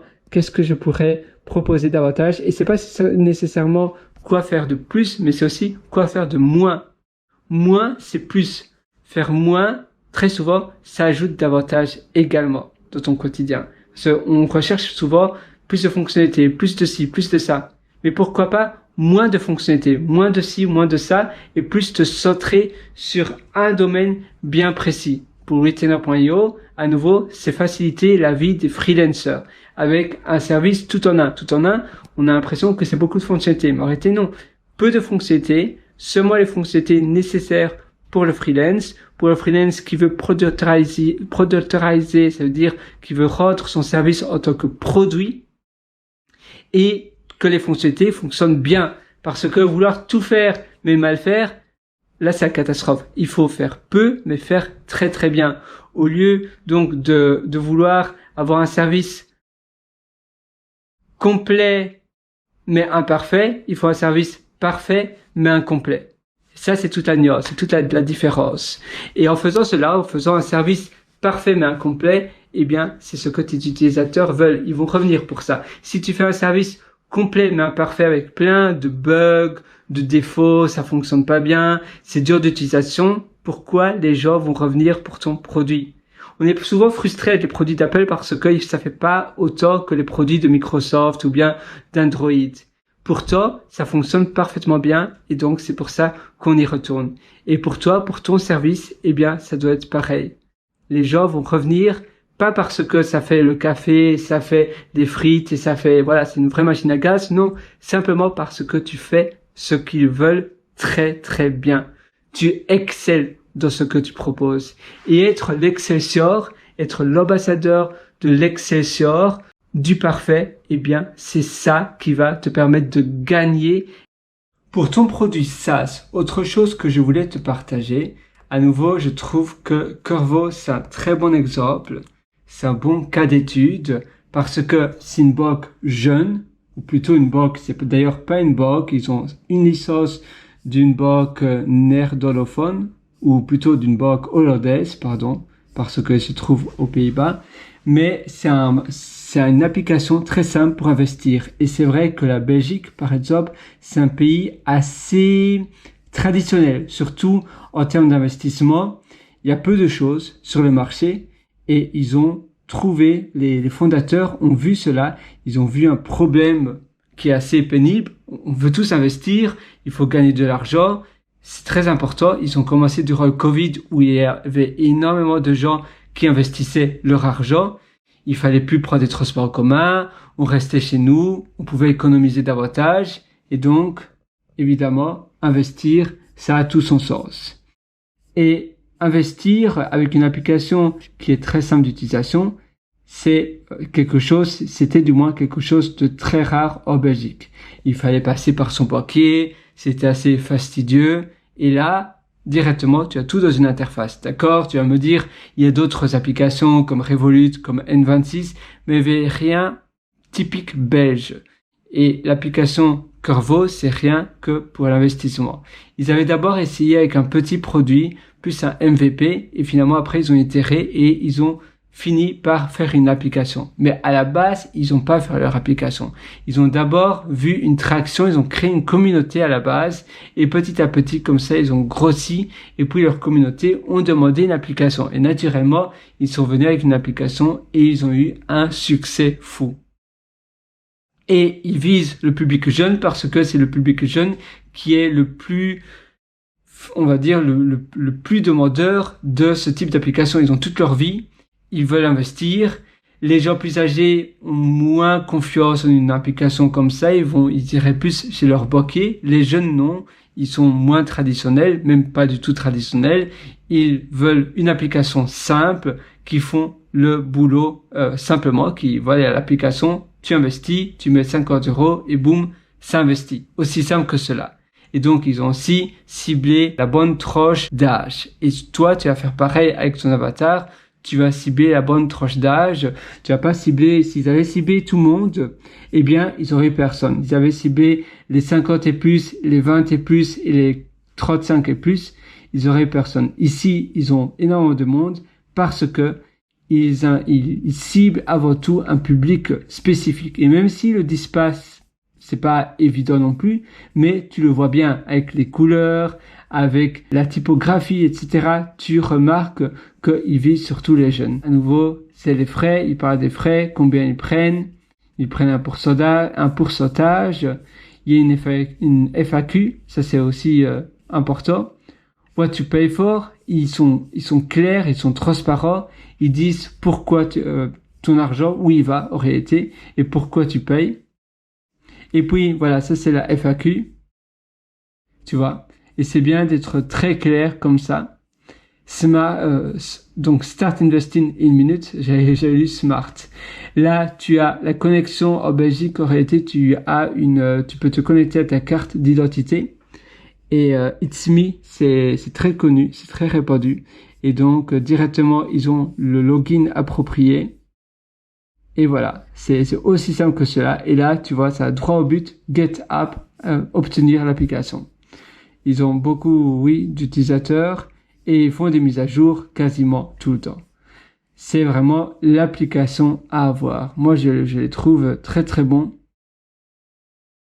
Les ETF, etc., ils ont beaucoup d'articles. Ça, c'est les outils. Ils ont commencé avec des outils comme ça, des comparateurs d'ETF. Je pense que c'était comparateur d'ETF. Ils avaient des outils pour comparer des outils financiers. Et leurs outils, c'est comme ça qu'ils ont grossi et qu'ils ont augmenté de taille de leur communauté. Ils avaient de plus en plus de gens qui utilisaient leurs outils. Et les gens, naturellement, demandaient une application pour investir. Et ainsi, ils ont créé Corvo App, l'application Corvo. Leur blog aussi, moi j'avais connu Corvo en mettant l'indice, l'ETF belge, c'est l'indice 40, je pense, ou l'indice 30, quelque chose comme ça. Et c'est comme ça que j'étais tombé sur leur blog, et parce qu'ils sont bien référencés, mine de rien. C'est l'indice 28, les 28 sociétés les plus ou l'indice Bell, ça s'appelle Bell 20, c'est peut-être Bell 20. Tiens. Maintenant j'ai un trou de mémoire. Bell 20, c'est ça, oui, Bell 20, voilà. Et ils disent si c'est un bon indice, et finalement c'est pas un si bon indice que ça, mais c'est les 20 sociétés les plus performantes de Belgique, en réalité. Voilà. Et à nouveau, tu vois, leur blog est bien détaillé, ils ont pas mal d'images, des graphismes, etc. Et ça se référence très très bien.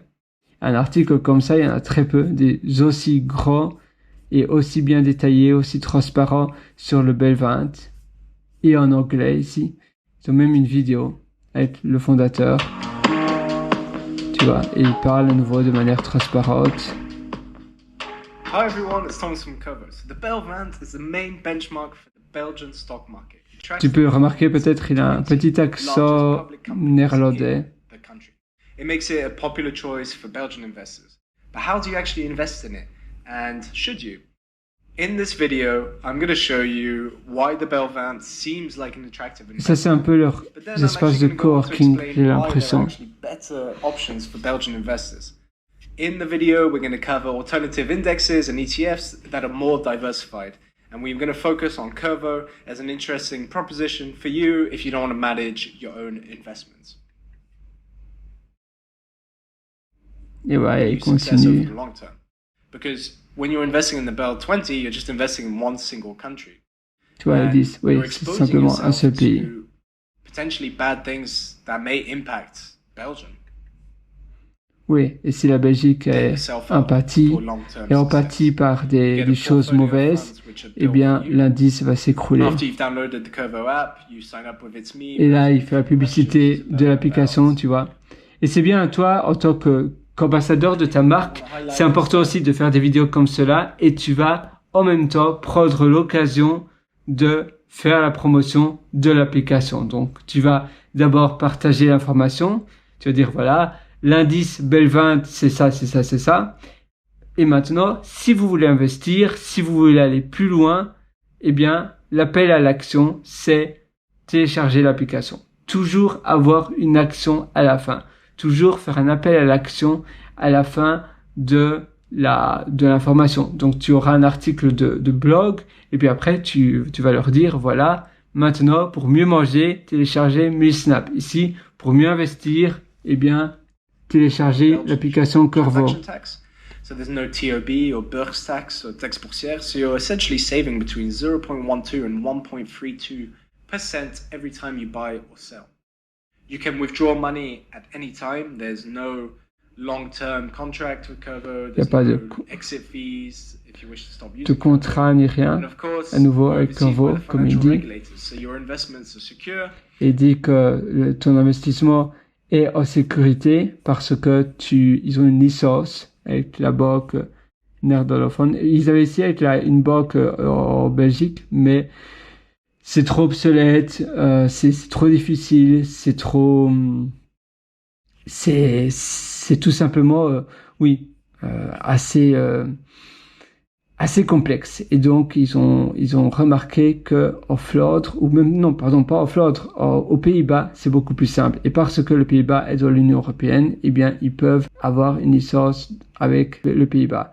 Mais en Belgique, c'est tout simplement trop fastidieux. Le système est assez vieux. They're regulated by the Dutch regulators, the AFM and the Belgian FSMA regulator. So, to conclude the video and to summarize, the Bel 20 has performed actually relatively well in the last 3 decades. However, it does have some limitations for those of you who are investing for the long term. Oui, si tu investis sur le long terme, eh bien, le Bel 20, c'est pas l'idéal. My name is Graham Duncan. Ah, ça c'est une publicité, pardon. Décidément, tu vois, voilà, ça c'est un exemple simple de ce que toi tu peux faire. Voilà, de ce que tu peux faire et répondre directement aux commentaires. Et directement, tu vois, can you please talk about? Voilà. Et ils sont très responsifs. Ils répondent directement, ils donnent énormément de valeur. Et quand tu crées ton produit, il faut aussi donner énormément de valeur. Au plus tu donnes de la valeur, au plus tu vas recevoir. C'est pay it forward.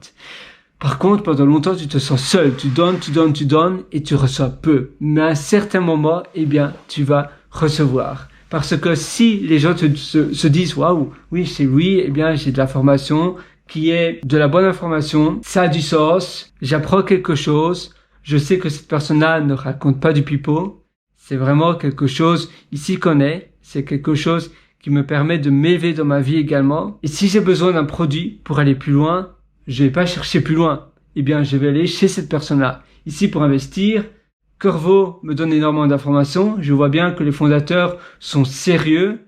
J'accroche avec eux. Ils ont le même âge que moi. Et c'est pour ça aussi qu'ils ciblent le même public, les 23 à 29, 30 ans. Donc voilà, la même tranche d'âge. Et leur avatar, ils ont certainement un avatar. C'est plus ou moins eux, d'un jeune qui a terminé ses études, qui aimerait investir. Il a ses premiers salaires. Il investit avec Corvo entre 50 € par semaine ou bien 50 € par mois jusqu'à 200, 300 € par mois. Tu vois, voilà. Ça, c'est la cible de Corvo. Mais ils vont évoluer. Après, ils vont s'ouvrir à un marché plus grand, etc. Mais maintenant, c'est leur cible. Et toi, tu vas faire pareil. Dans ta vie, qu'est-ce que tu voudrais faire? Et à quel public tu veux t'adresser? Puis après, tu dois t'ouvrir. C'est la même chose avec Yuka. Yuka a explosé durant le Covid. Mais s'il n'y avait pas eu Covid, est-ce que Yuka aurait été ce que maintenant ils sont? C'est pas aussi sûr que ça. Moi, j'avais une application très similaire qui s'appelait Lifevisor et c'était une application aussi semblable. Yuka a explosé et pourtant, c'est une application très nichée.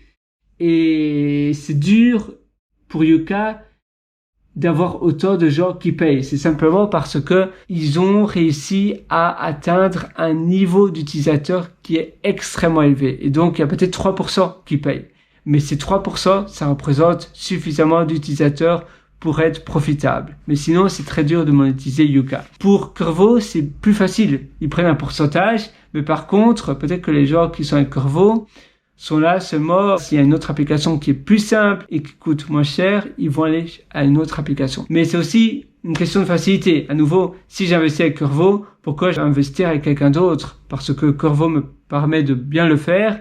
Et si je suis avec 6, 7, 8 différentes applications pour investir, eh bien, je m'éparpille un petit peu. C'est bien de rester chez le même, c'est plus simple. Voilà, donc il y a du pour et du contre.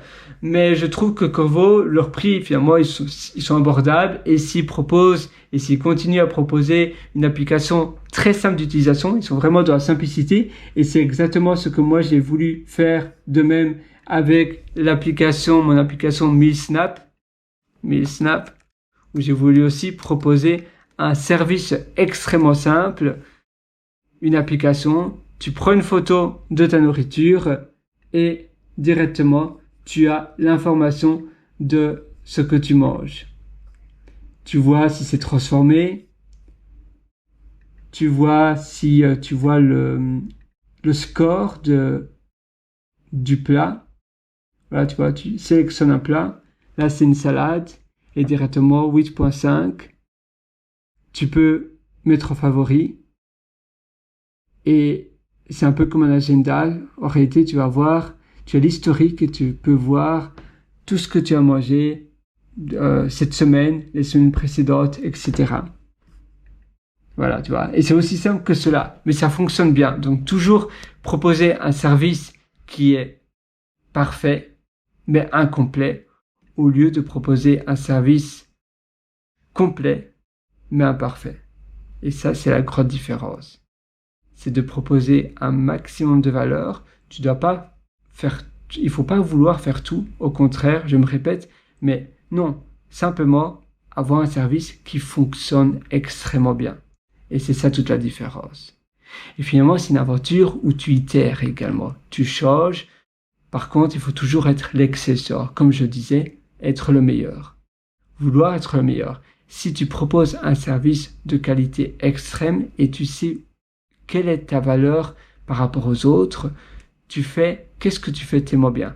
Par exemple, Domino's, ils ont commencé en faisant une délivraison de pizza très rapide. Ils ne proposaient pas les pizzas les meilleures, non. Mais ils proposaient les pizzas qui étaient délivrées en dehors les 30 minutes. Donc, si ils ne savaient pas délivrer les pizzas en dehors les 30 minutes, il remboursait. C'était ainsi, tu étais sûr, parce qu'à ce moment-là, à cette époque-là, il fallait attendre 1 heure, 2 heures, 3 heures pour recevoir sa pizza. Eux, c'était pas les pizzas les plus authentiques, c'était simplement, tu savais que tu allais recevoir ta pizza à ta porte durant les 30 minutes. Et toi, quelle est ta USP? USP, c'est l'unique selling proposition. D'ailleurs, comment on dit ça en français? USP, unique, donc la proposition de valeur unique. Ta proposition de valeur unique, c'est par exemple proposer un service extrêmement simple pour investir simplement de l'argent de manière régulière, récurrente. Tous les mois, toutes les semaines, eh bien, j'investis une somme X, Y ou Z. Et finalement, Curvo, ils sont très malins parce que tous les mois ou toutes les semaines, automatiquement, c'est déjà préconfiguré. Ils recommandent que tu investisses 50 € toutes les semaines. Et 50 € toutes les semaines, à chaque fois, ils se font un pourcentage dessus. Et tu te rends pas vraiment compte. Mais automatiquement, ils te proposent, avec le onboarding, ils te proposent, est-ce que vous voulez investir 50 € chaque semaine? Et tu dis oui bêtement. Et automatiquement, ils investissent pour toi 50 €. Ils choisissent déjà les ETF les plus performants. Tu vois, en réalité, ils visent un public qui veut pas trop, qui soit n'y connaît absolument rien de rien en investissement, ou bien qui veulent pas s'y connaître. Ils font simplement confiance à Curvo. Ils veulent pas passer du temps sur comprendre l'investissement, la bourse, etc. et savoir quel ETF est le meilleur. Ils veulent simplement quelque chose qui performe bien et ils font confiance. Ils veulent pas perdre du temps. Voilà, ils veulent pas être un expert en investissement. Ils ont d'autres choses à faire. Par exemple, les études, ils visent beaucoup les étudiants. Eh bien, les étudiants ont d'abord leurs études ils ont beaucoup de choses à étudier. Ils vont pas non plus encore après leurs études apprendre à investir. Et ils préfèrent alors aller en soirée le vendredi, le samedi, avoir des bonnes soirées bien arrosées, profiter de la vie et savoir que Curvo fait le travail à leur place. Donc voilà, toi tu peux trouver, et d'ailleurs tu dois trouver quelque chose de semblable. Et c'est pour ça qu'à nouveau, ton avatar client, ça aide tellement. Parce que ça va toujours te guider. Que tu hésites, que tu sais pas trop quoi faire, eh bien, ton avatar va te dire quoi faire. Tu vas réfléchir, tu vas te dire, tiens, mais qu'est-ce que mon avatar ferait à ma place? Et ça, c'est toujours un indice. Si tu es complètement perdu, eh bien, ton avatar, si tu l'as bien choisi, s'il a suffisamment de caractéristiques, tu vas pouvoir être guidé par cet avatar, par la cible, par l'utilisateur idéal de ton produit. Et comme ça, tu vas faire évoluer ton produit. Moi, un de mes compétiteurs, avec mon SaaS Retainer, eh bien, c'est Client Manager. clientmanager.io également. C'est très simple en fait. C'est un outil très très simple. À la base, la personne qui a créé cela, il est graphiste, il est freelance, il habite en Afrique du Sud et c'est pas un développeur, c'est simplement un freelance, c'est lui. Il a fait ce site, tu vois, tout simplement. Et maintenant, il évolue, il itère, etc. Mais au début, ta première version, elle doit être la plus simple possible. La plus simple possible, ça doit être un MVP. Minimum Valuable Product. Donc finalement, à chaque fois, tu te demandes, pour ton MVP, quelle est la chose qui demande le moins d'efforts possible? Qu'est-ce que je peux produire qui va apporter un maximum de valeur? Et souvent, c'est ça qu'on oublie dans la culture française. Un MVP, c'est la valeur avant tout. Un maximum de valeur pour le minimum d'efforts possible.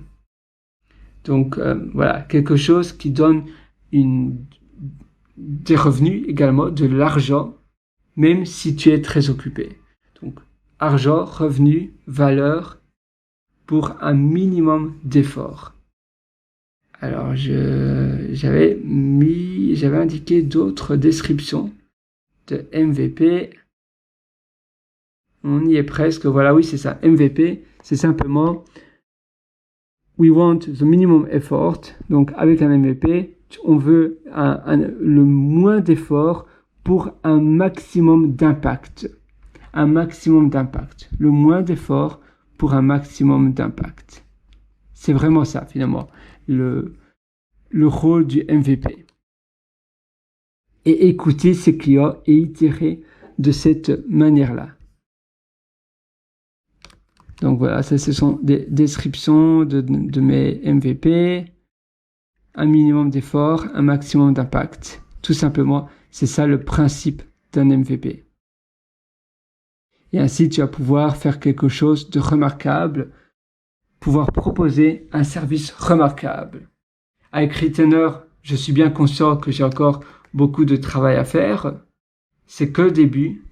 Mais petit à petit, eh bien, je m'améliore, j'itère et je suis en train de proposer un service d'exception aux freelance, à Romain et à Pauline, qui sont mes cibles, qui sont mes avatars.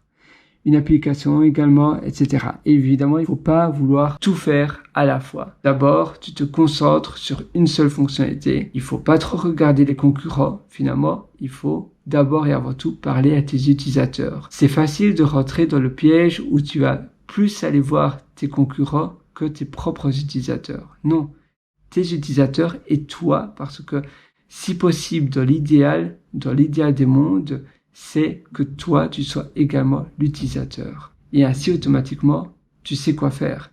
Si tu es l'utilisateur, tu sais les problèmes que tu as et comme je te disais, tu sais également où aller chercher tes utilisateurs parce que tu sais où tu traînes, tu sais où tu vas. Est-ce que tu es plus souvent sur LinkedIn ou bien tu es plus souvent sur X ou bien tu es plus souvent sur Reddit? Et faire de la promotion comme cela, Reddit, il faut faire attention, tu vas vite avoir tes posts automatiquement supprimés si les robots, les algorithmes te considèrent que ton post est trop promotionnel. Il faut également avoir du karma, c'est-à-dire d'abord tu réponds à des posts, etc. Tu donnes de la valeur, tu as des plus one sur tes posts et finalement tu vas pouvoir publier un post. Mais si ton post devient viral, en une fois, il peut monter très très vite, très très haut. Et ainsi, tu peux avoir beaucoup de trafic. Mais parfois, ça prend du temps. Parfois, tu n'as pas directement un post qui va être viral. Il faut de la patience, finalement. Sur toutes les plateformes, c'est la même chose avec YouTube. Et c'est la même chose avec ton produit. C'est dur d'être directement viral. Et tu vois, ça, ce sont des idées de posts. Et d'ailleurs, avec Reddit, en réalité, tu as des threads. Donc, tu dois mettre ton post. Quand tu crées un nouveau post, tu dois choisir la communauté. Ils appellent cela une communauté. Et pour ma part, je vais te montrer. Donc, tu peux en choisir plusieurs, tu vois. Moi, je te conseille donc Side Project, Entrepreneur Ride Along. Attends, on va aller directement sur le site ici. Donc, celui-là, à nouveau, ça dépend des projets. Si c'est un projet plus qui est sur GitHub, tu peux aussi choisir WebDev. Open Source aussi est pas mal. Open Source. Après, finalement, c'est les principaux. Ça, ce sont les principaux. Je pensais que j'en avais d'autres. Attends, que je regarde. Ah, voilà. Donc ça, à nouveau. Ah, non, c'était pas celui-là. Ça, c'est un exemple de ce que j'ai fait. Voilà. Donc, à nouveau, Side Hustle, Side Project. Ça, c'est les subreddits. Ouais, ils appellent cela les subreddits. Voilà, les subreddits. Et ça, c'est l'autre subreddit. Donc, tu vois, ça, c'est le post que moi, j'avais écrit pour Retainer.io. Et j'ai l'autre, je vais aussi te montrer celui que j'avais fait pour... C'est MailSnap, oui. Pour MailSnap. Et ça, c'est celui que j'avais écrit pour MailSnap.